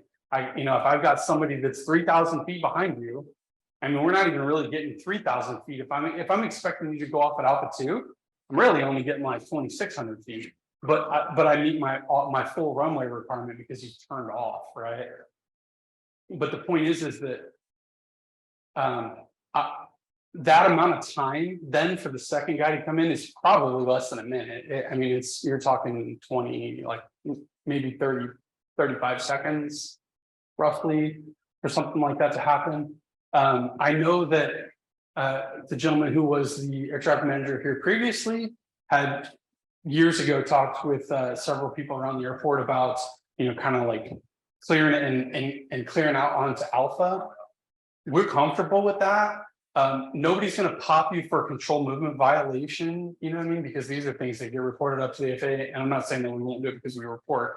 I'm saying that those are a big deal. Nobody's going to do that. Nobody's going to file a pilot deviation for you getting out and kind of continuing the turnaround onto Alpha and doing your checklist so that you can leave enough space for the guy behind you to get past the hold bar. That's the key here, is making sure that there's a place for the guy behind you to go. If you're the only one out there, nobody's going to say anything. Nobody cares. Nobody in the tower is going to be like, hey, get moving. You're the only airplane in the Delta, right? It's not that. We say something when separation is a factor, right? So that said,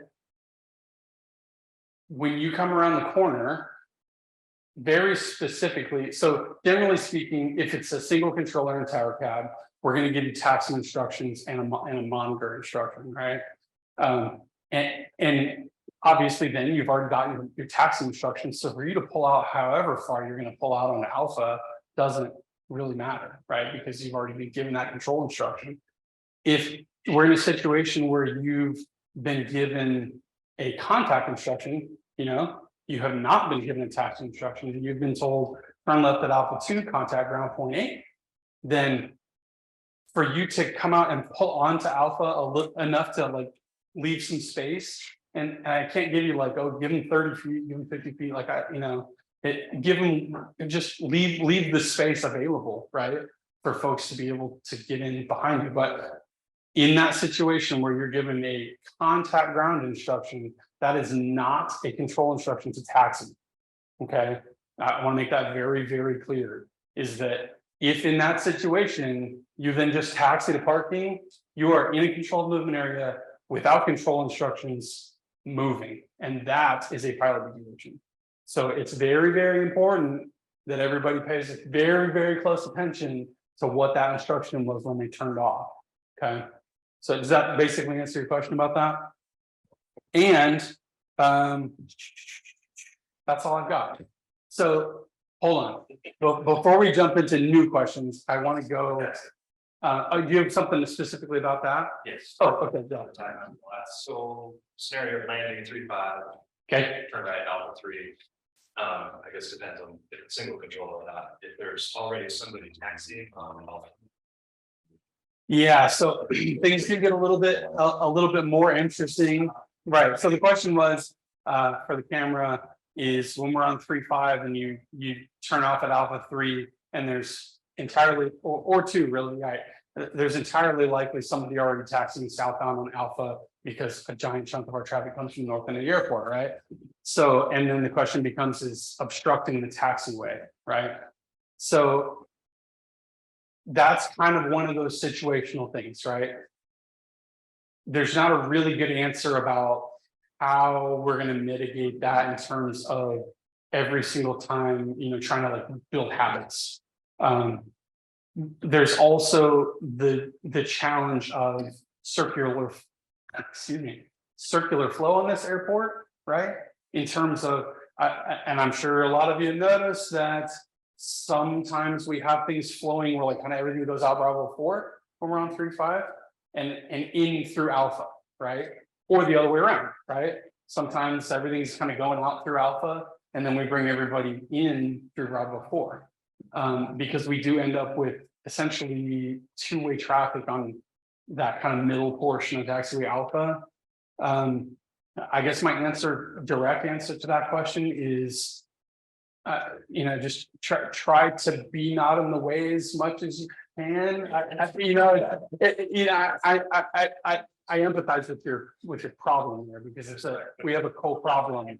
Yeah, and it's going to become again exacerbated when that taxiway becomes narrower. I think it's 75 feet now. And I think it's going down to 50 feet.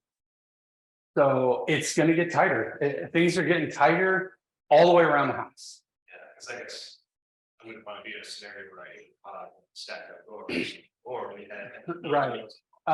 So Which is worse. now don't get me wrong, those again that's what I'm here for, right? That's what I'm here doing. We are going to be extra vigilant.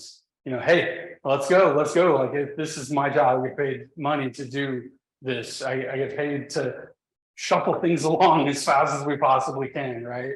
And so that's one of those things that we are very cognizantly aware of. Those direct situations and times in which it's more frequent to happen or more likely to occur, and we are paying it extra attention in those particular areas. So we will also be in a mode of trying to stay on top of that kind of stuff. Sometimes we might even say to you, hey, continue down to Alpha 2 because that's more advantageous. And maybe that's happened to you. It happens, right? There's plenty of times when I have a flow of aircraft going down southbound on taxiway Alpha.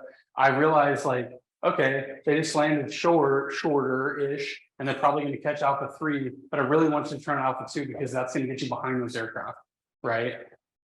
We try to see those things, right? But we can't always forecast that too. Sometimes somebody's coming in hot and then they just turn on the brakes and turn off at Alpha 3, right? That happens too.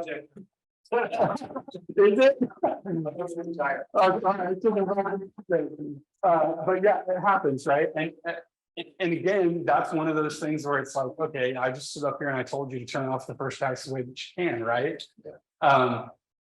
Generally speaking, we're more often than not expecting most single engine small fixed wing aircraft to pull out at Alpha 2 regardless of what runway we're on. So just kind of keep that in mind. It kind of helps with our flow. It's easier and quicker for us to pop somebody across that kind of smaller section of two-way traffic between Alpha 3 and Alpha 2 and Bravo 3 on Alpha, kind of like directly in front of PAFCO, right? When that's two ways, then trying to bring somebody in from Alpha 3 all the way up the whole kind of south half of Alpha. All right. Quick tax question. Okay. A lot of times we'll land, we'll come in and get refuel at the PAFCO, and then we want reposition. Yep. To the north parking, and I know it's not a requirement. Does that help you guys when we tell you that, or? Yeah. So the question was about taxing via the ramp, and do we want to know basically? So it's not a controlled movement area. You do not have to call us. I realize that most of the time when somebody calls and asks, we say approved. Or denied, or I've never denied one, never ever happens. But that's kind of more of because it's a verbiage kind of thing for us, the approval. I would generally say that we do like to hear that because it brings my attention, my focus to at least I know what's moving. It takes me from I don't have to have positive control of the ramp, but there's still things moving around and aircraft that I have issued control instructions to that are headed out, right? Right. And those guys are under my control, right? So I more want to be able to say, hey, there's a Cessna southbound on the ramp, so that maybe somebody can offset. I'm not necessarily on the hook control wise, in order to provide any kind of. We basically still do, right? But yes, to answer that question, we generally do want to know.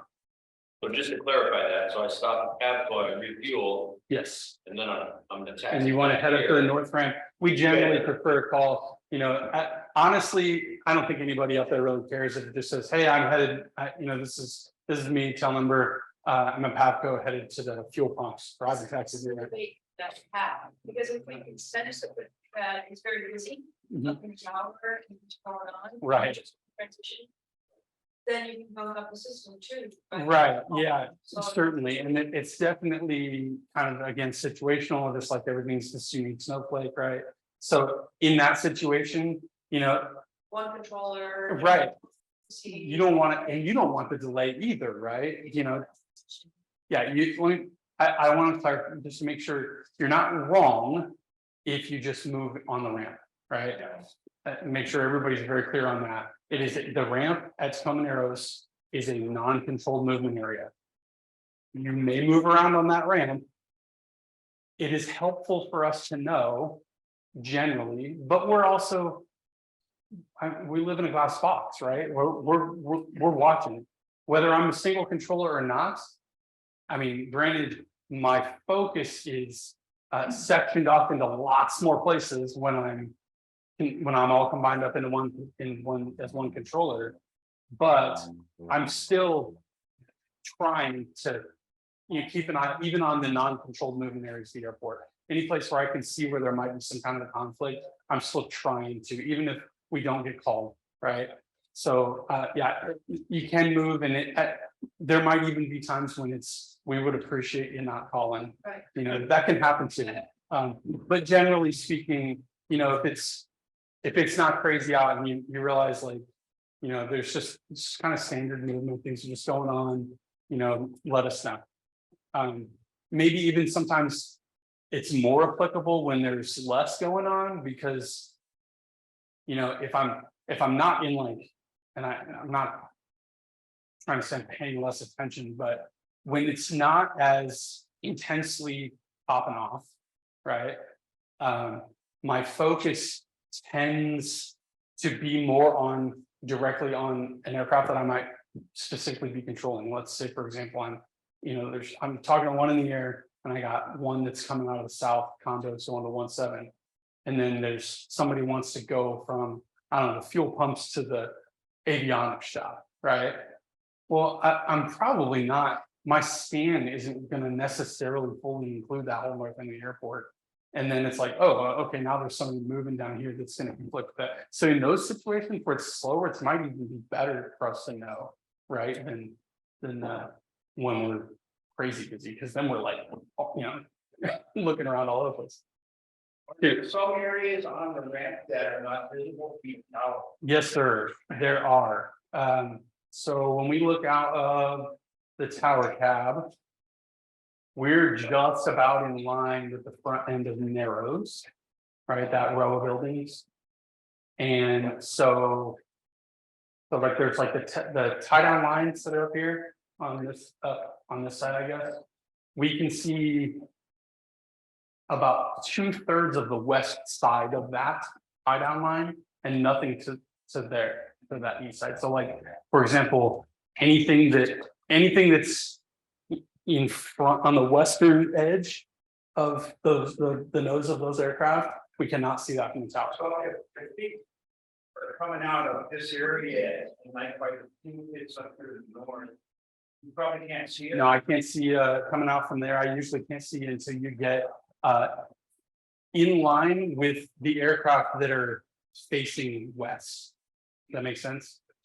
And even at that, that's kind of a difficult visually thing to look at anyway, because you're just like looking at the tops of airplanes like in a row. So if you pull in through the middle of that row, you just look like another one that's parked in the row. So it's kind of like if you're not moving, it's really hard for us to discern exactly where you're at. But again, that goes back to the point of you always tell us where you're at and where you're going, right? That's kind of big things. And we have, you know, the sense of time, how much time things will take. If you tell me you're at Rainier, for example, or you guys, for example, you know, hey, I'm at the north end coming out, looking to depart VFR or whatever, and we tell you taxi via Bravo 1 and Alpha, we're looking, you know, we're waiting for that one to pop out on the north end. We're looking for that. We're expecting that. And it happens where, you know, hey man, 3-4 minutes went by and I never saw that airplane. So then we start reaching out. And hey, are you experiencing any difficulty? Still outside from the tower, you know, pay attention to something like that, right? So we start reaching out when things appear in our mind frame to be taking too long. All right. You got a question? All right, we want to go back and talk about the stuff outside. Ask a little about the things. Yeah, and that's part of this. That's part of this exact topic that we're going to talk about. We're gonna keep you all day. Are you It's good with fine. your time? What time is it? Derek said an hour. What do you all We're mixing you back. Listen, this doesn't happen very often. Take advantage of a bike, all right? All right. So the question that was asked earlier is regarding showing up from outside when things are saturated effectively, right? Yeah. Which is a situation that we see more and more and more of. I guarantee you, anybody who's been flying here for a number of years has noticed and probably become at least a little bit frustrated with the frequency at which closed traffic, for example, is unavailable, right? It's happening more and more frequently. And it has everything to do with saturation of like controller saturation effectively, right? Flow, there's an amount of flow that single runway with a single parallel taxiway and a single or maybe two controllers, there's effectively a limit. There's a genuine kind of saturation point at which we are having to make a determination to keep things as safe as possible, right? So a lot of factors go into that, and this talks to your question, right? So I can't give you a number. I can't give you a hard number on that. Sometimes it's 3 in close traffic pattern. Sometimes it's 4. Sometimes it's 5 or even 6, right? It absolutely matters with a whole lot of other factors, and I can talk to kind of what goes into that, and then we're going to kind of swerve back over to get more on topic of where you were headed with the like what do we do, what's going on with that. So things that are taken into consideration when we're trying to determine essentially what we're doing is we are trying to run things as busy as we can with enough overhead for when things go sideways, right? That's what makes things safe. That's our primary goal. Every decision that we make has to do with that, because safety is what we're here for. It's what we're paid to do. It's what we want to do. That's the service that we provide to you guys. Things that go into that is everything from our actual staffing, right? Because if I'm working 2, 3, 4 positions, basically doing 4 people's job at one time, obviously, every one of those 4 things has to come down a little bit so that we can balance what all's going on, because there's only so much bandwidth for any one person. And the overhead of it is extremely important, right? Because things will go wrong every day. It's going to happen. This is the nature of our business, right? Things will go wrong. And so we're taking things like controller position staffing. We're taking things like what types of aircraft are in the pattern, aircraft characteristics. Like, for example, it's a lot more difficult to work a Cub and a Cirrus in a pattern together than it is to work 4 Cessnas in a pattern together, right? Those are factors. We are at an airport, general aviation airport, with a lot of students and a lot of pilots who are, and I don't mean this derogatorily at all, but less than proficient, meaning that pilots who don't fly every single day, right? And that's fine, but there's a difference, generally speaking, in expectation and handling of pilots that are less proficient than pilots that are extremely proficient, right? From a controller perspective. So, for example, if I have 3 Cessnas, we'll say, that are all student pilots, and every one of them tells me that they're first solo, I'm definitely not taking anybody else in pattern.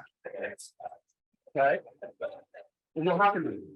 Because the likelihood of something happening or something unexpected occurring with with that group that I'm working at that time is significantly higher than if, I don't know, 3 Mooney pilots show up, right? Because probably they've got more seat time, right, than the first solo folks. So, right, seems like an obvious statement. But so that kind of thing factors in, things like folks turning in front of other people, they call them in sight and they still turn in front of them. Happens all the time, right? Those types of things are significantly more likely to happen with certain pilots. Now, part of the game is in our seat is that not that we're judging y'all, but we have to make an assessment with every pilot that we talk to, every aircraft that we talk to. Whether it's consciously or subconsciously, we're making an assessment of how much of my mental resources are going to be required for this end, right? And then we're basically kind of keeping a mental tally of exactly what's going on, who you're talking to, what are they flying, how is that person flying that particular aircraft? All of that gets factored in. So like, it's a really complicated, and these are the things that come with like years and years of air traffic experience, right? Being able to like really read exactly these kinds of things, right? So that all that stuff very much factors into how many that we end up with. And then what we end up with is, okay, now we're in a situation where unavailable close traffic, right? Not able to take on more because we're essentially at a point where we've made the assessment that the level that we're operating right now with all of the factors that we've taken into consideration is at a point where this is the most we're going to take on, because if something goes sideways, that's going to take an additional portion of concentration and mental capacity, and which is going to then diminish everything else, right? That happens because there's a finite amount, as you all know, there's a finite amount of how much we can do at one time. And we say, okay, this is our limit. We've left overhead for things to happen. People turning in front of each other, somebody coming off the other end, and there's just traffic. Our big rush at inbounds. There's another big factor, and this kind of also talks to what you're asking about. Our little magnet board that I mentioned earlier. When you leave this airport, I take you off of my little magnet board and I put you on a different board. And I'm expecting you to come home, right? And so I generally have an idea of who's out for the day and who's coming back. Some people go to other airports, almost it didn't come back, but that's, yeah. So like go to other airports and stay there for the day. But generally speaking, I'm expecting almost everybody who left to come back, which means that, things like, for example, I know I'm all over the place. So when sometimes people will ask for like opposite direction arrivals for things, and we can't take it because it's 30 minutes from now. I'm looking at a board full of, we call them pucks, right? I'm looking at a board full of pucks, and I can say, okay, I know that there's 26 airplanes out there right now. I know that there's, in theory, all 26 of these aircraft could decide to come back at the exact same time. And we're about to be extremely saturated, right? And that's when we run into things like, what do we do, right? Our options are, we don't have a whole lot of options, right? Our priority is itinerant traffic over VFR local traffic, which means that if we found ourselves in a situation where we had, 12 inbounds at once, which happens, right? It is entirely likely that we could, take 3, if we had 3 enclosed traffic, hey, everybody needs to do a full stop taxi back right now. That happens because that's a reset, gets everybody down. Now you're just an arrival. You're not an arrival and a departure. That's another arrival, right? So like, 12 coming inbound with 3 in the pattern is actually the equivalent of like 16 arrivals or more, right?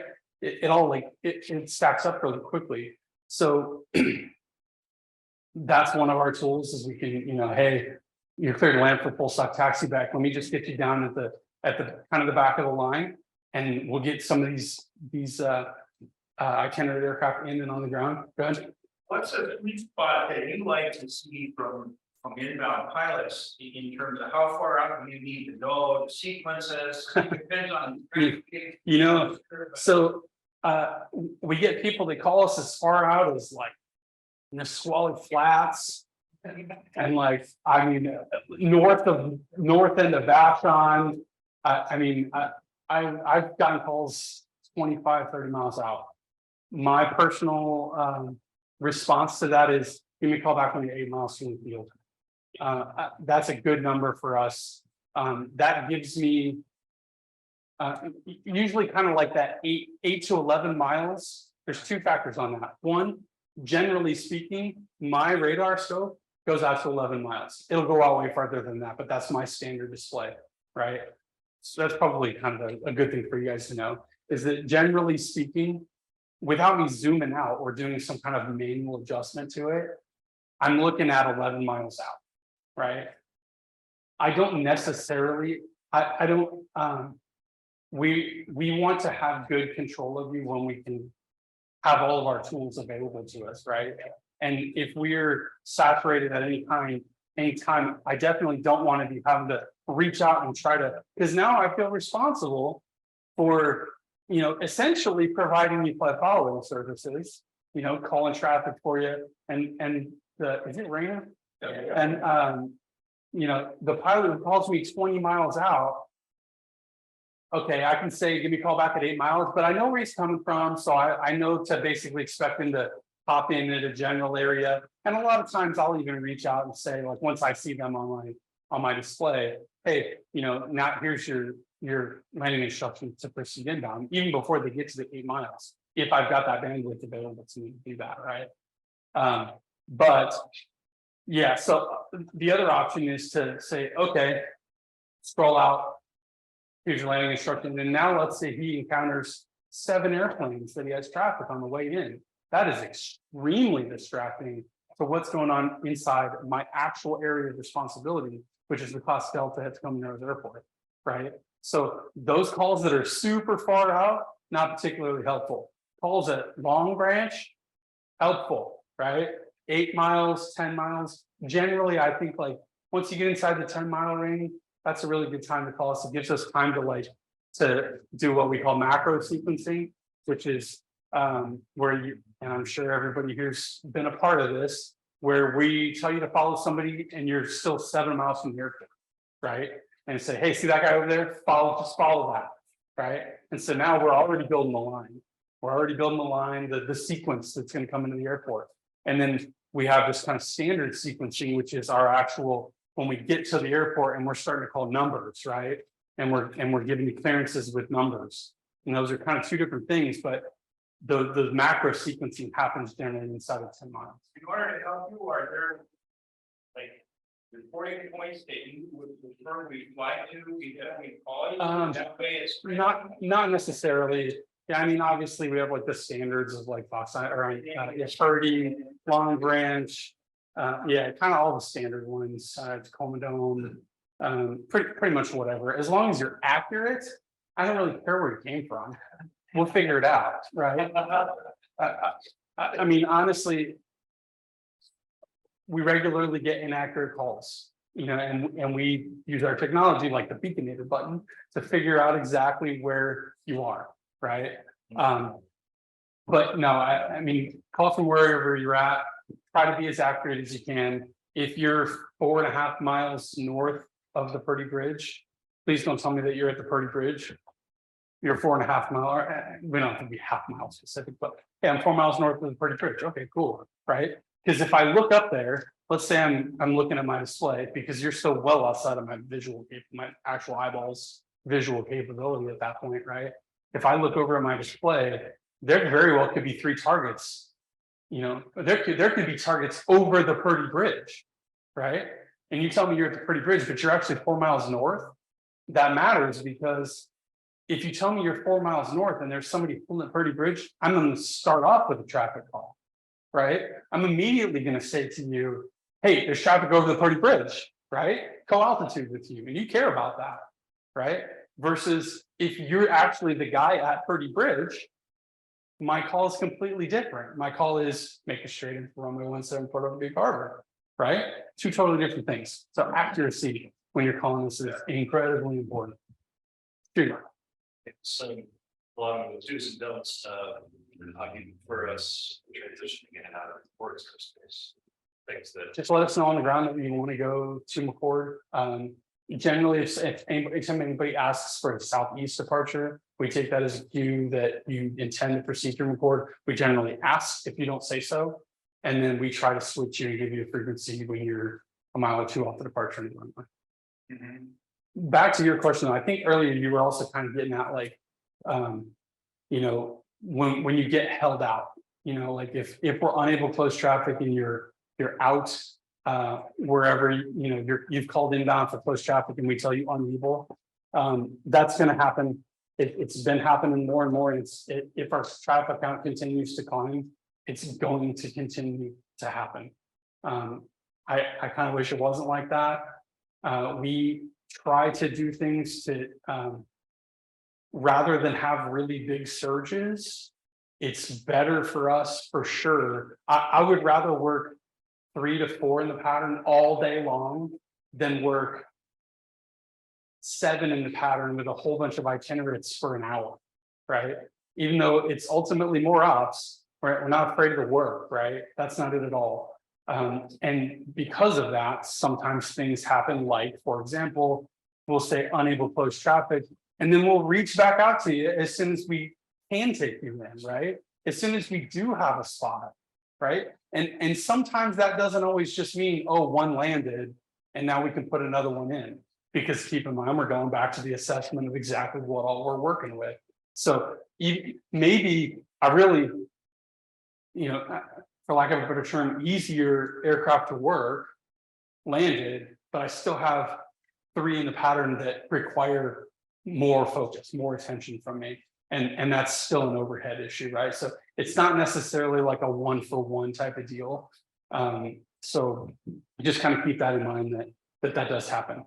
I will also say that the occasionally it happens where we get caught, right, with a big influx of everything coming in itinerant aircraft, and we might have to tell an itinerant aircraft, hey, hold outside, give me 5 minutes. That happens, right? It's happening more frequently. I just ask that you be patient with us. We're doing the best we can to get everybody in. We're trying to, at that point, prioritize getting aircraft on the ground. The itinerant traffic is the priority over VFR traffic, right? That's per our regulations. So we're generally speaking not going to just keep working close traffic while there's itinerant aircraft holding outside of the airspace. That's not really a thing.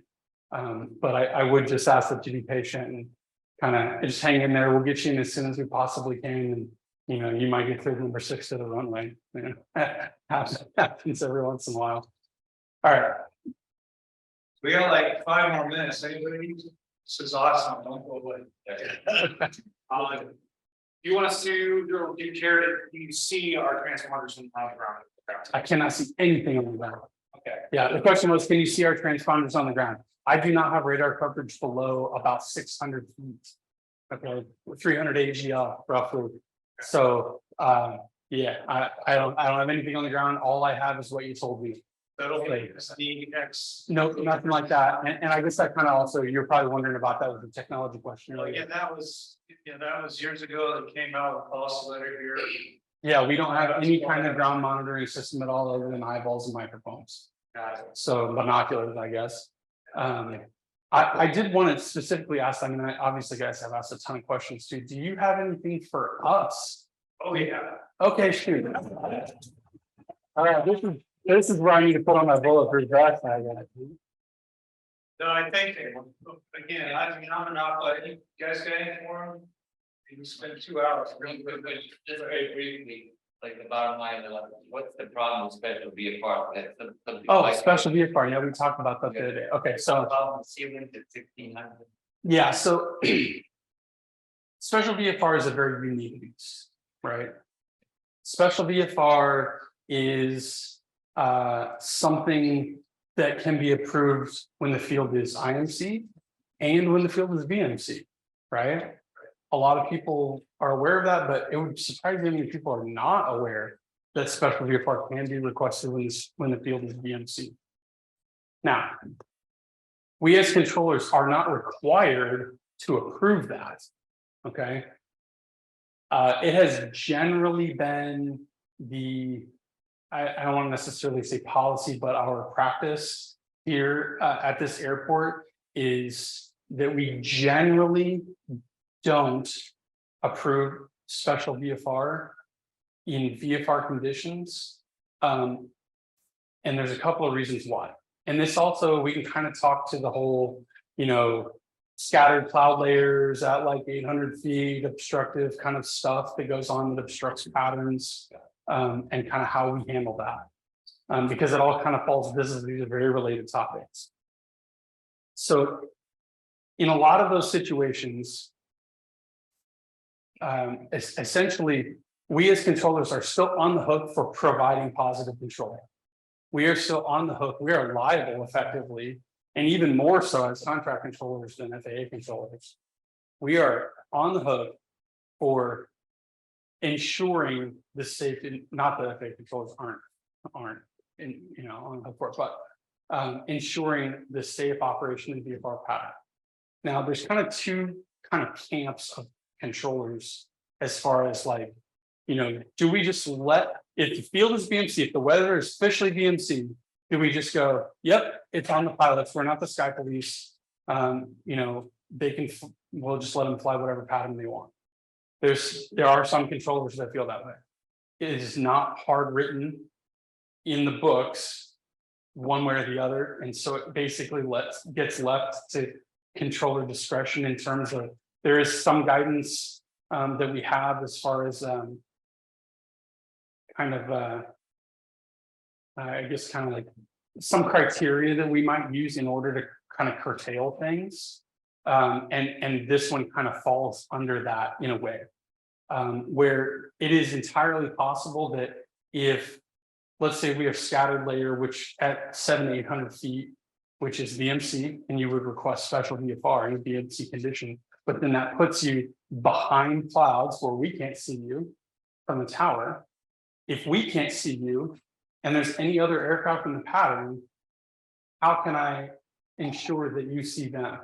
How can we provide positive control inside class Delta and ensure the safety of an aircraft being sequenced to follow another aircraft, and we can't ensure that they're going to be able to see them? Because take it back to a clearing million day, if you're on a downwind and we are telling you to follow somebody 1 mile final, right? We're expecting for you to tell us that you have that aircraft in sight.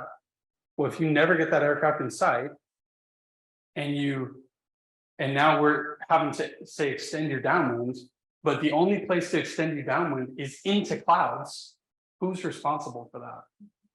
And if something happens in that kind of a situation where I'm as a controller, or we as controllers are having to request or make spacing, there's 360s, extensions, upwinds, downwinds, short approaches, all this kind of stuff, right? If we're making those control instructions to you, which you're on the hook for following, and I put you into a situation that you shouldn't be in, right? Especially at an airport where a lot of pilots are students, and something happens, that means that the controllers are absolutely a contributing factor, if not a causal factor for that.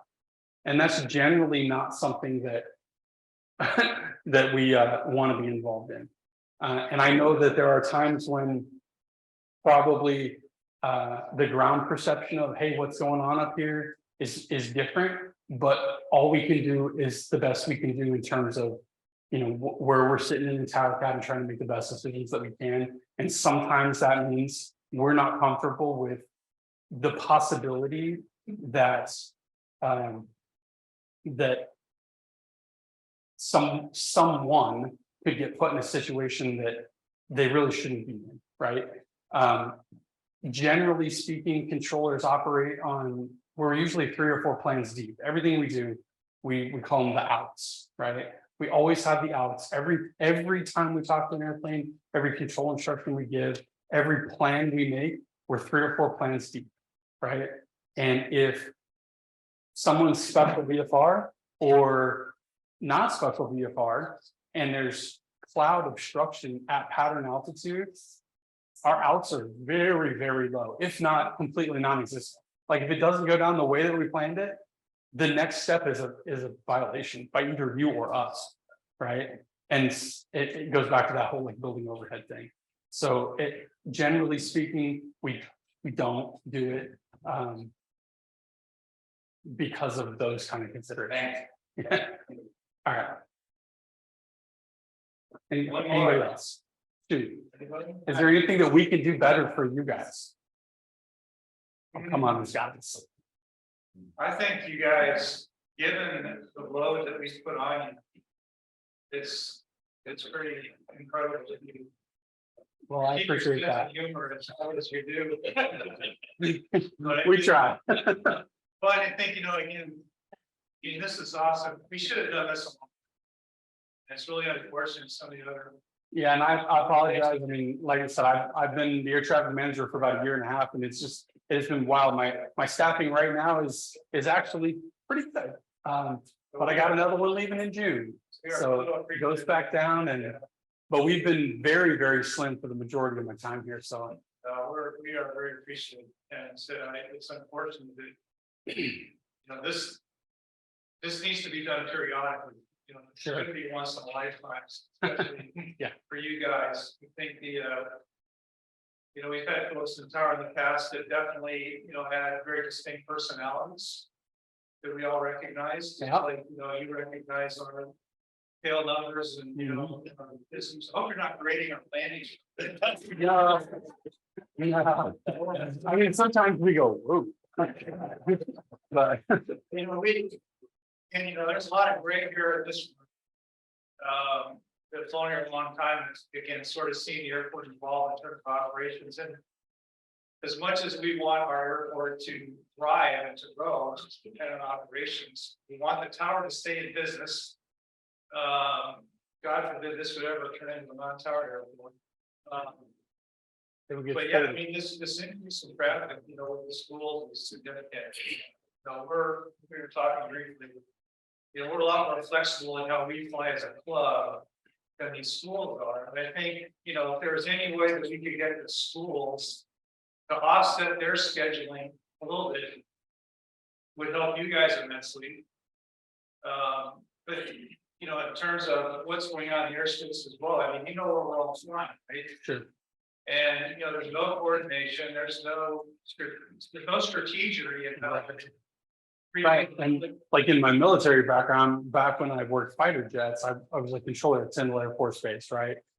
Nothing but F-15s as far as the eye can see, and then we got the 22s. Yeah, I was in the boneheads. Yeah, fantastic, right? So I was a controller at Tyndall for a handful of years, and we had plans and scheduling, right? We knew exactly. I knew before when I walked in that day what every hour was generally going to be looking like in terms of saturation. We don't have that here, and that has to do with the overhead thing. I think that's, a struggle that we have in our backgrounds is with very little sort of effort by the parties involved, we could make it not just the airport safer and more efficient, but we make the airspace safer and more efficient as well. But yeah, obviously there's no formal training area, there's no training rule, rule of engagement. So once we get past the Delta Dash line, it's the Battle of Britain. Yeah. And I would think, I think one thing I would look for, given your perspective, would be, not telling the schools to shift, but say, hey, look at, here's the peak traffic numbers. You guys move 5 minutes one way or the other when you launch your whole fleet. You're going to spread, you're going to spread the load out to where there's not these extreme peaks. Because again, we're all flying at the same time, and then it's dead. Right. What are the dead periods? Yeah, and that's an interesting thing you bring up because I've spent a lot of time kind of analyzing and looking at traffic counts specifically in this airport, and it's really difficult to find actual trends as far as specific time. And I've looked, I have spent some time looking at that. So by all means, if you come up with something, please let me know, and I'm more than willing to help kind of disseminate those ideas around. But yeah, in terms of shifting even 20 minutes is probably better than a 5-minute push for us because of kind of the general way that things flow here. But yeah, I mean, that could definitely matter when you've got one flight school throwing 6 or 8 out at once, another flight school throwing out 4 or 5 at the exact same time. It's immediately a backup, right? Definitely happens. Yeah, definitely happens. Okay, well, first off, we are grateful.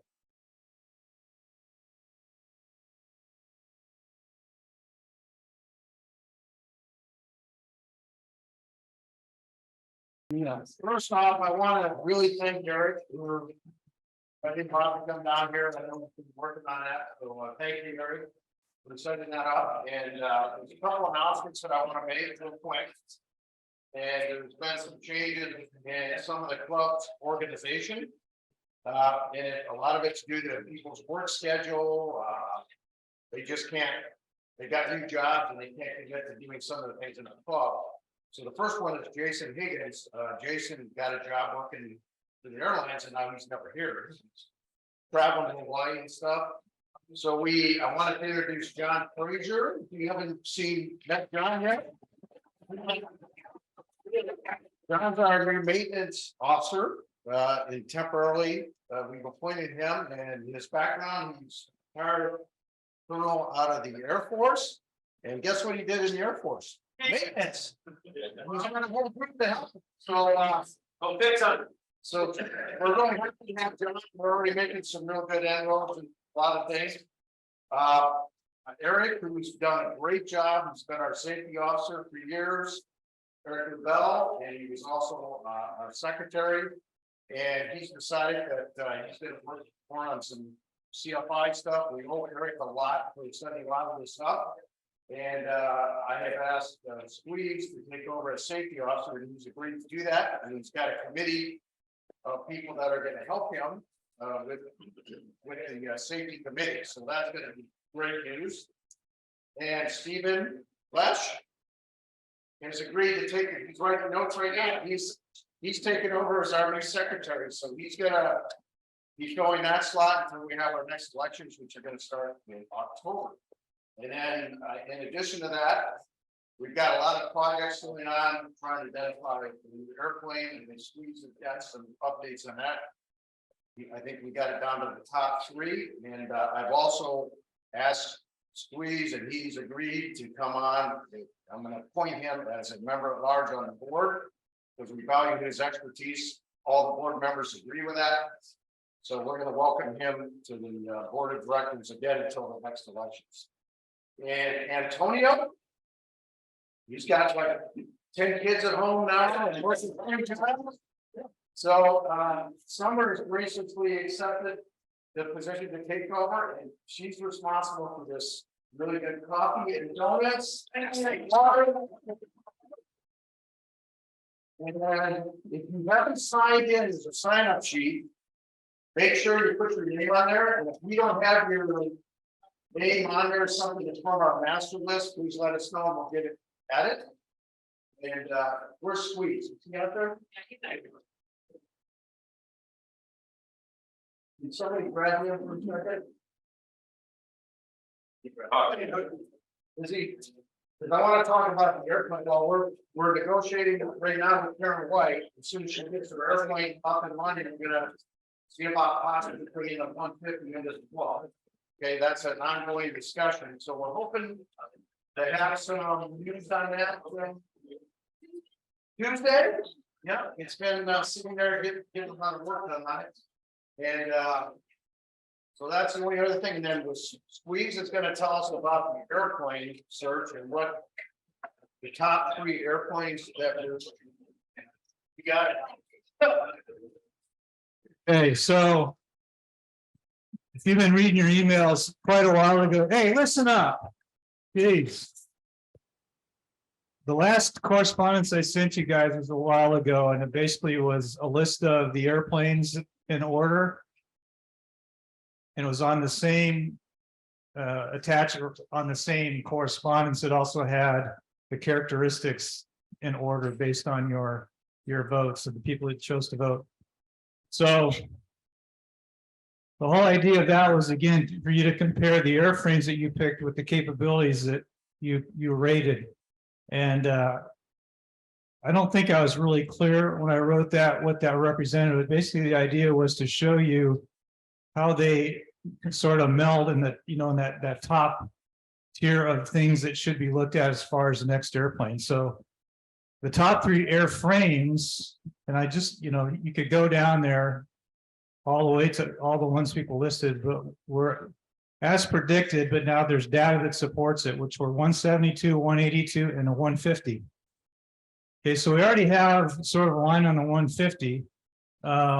As far as capabilities, if you look out, I mean, the top ones basically were cross-country capability, useful load, and then we got into the cost.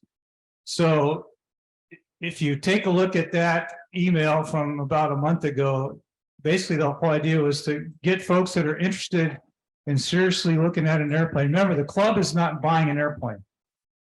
He's not writing a check for an airplane. All right. Now the club could buy an airplane, but that would require everybody in the club to participate, which would make us have a club that's both an equity and a non-equity club. That would be a pretty rare animal. It's not impossible, but for an equity, that would mean everybody in the club that's an active member would have to agree to throw money in the pot to go buy a Learjet. All right. So the whole idea is, okay, you as a potential airplane owner, and there are people out here that are interested in buying an airplane, whether it's individually or as part of a group. The idea is you look at those things now, look at how the airframes have narrowed down to basically the top two, which would be another 172 or 182, and look at the capabilities. And you, I didn't cut it off at 10. I listed them all the way down to the 30 that I gave you. And it's pretty easy to figure out that between a 172 and a 182, the difference is essentially going to be in cost. Okay, and that's going to be cost to acquire, cost to maintain, cost to insure, and again, you know, cost to, you know, sustain that airplane for as long a period as you opt to own it. And if you're going to lease it back to the club, of course, then the club's going to incur some cost to support that as well. So, excuse me, because y'all know my dog too much this morning. So the idea isn't to tell you go out and find a Cessna 182 that's got a WAAS GPS with an autopilot and all that kind of stuff. The idea is that, hey, if you're out there and you're interested in buying an airplane that you know has a really high probability of being used by the club, that's the type of airplane you should go look at. Now, whether it's a, you know, first 1 or 2 year classic Cessna 182 with some upgrades, or it's a brand, you know, new in airplane years, $500,000 182. Well, again, that's up to you. But that's really what it comes down to, is those two airframes, those capabilities. Both those airframes are capable of basic IFR to pretty hardcore, hard IFR with the glass panel. The driver is going to be, again, and how much cost you as an owner or part of an owner entity are willing to assume.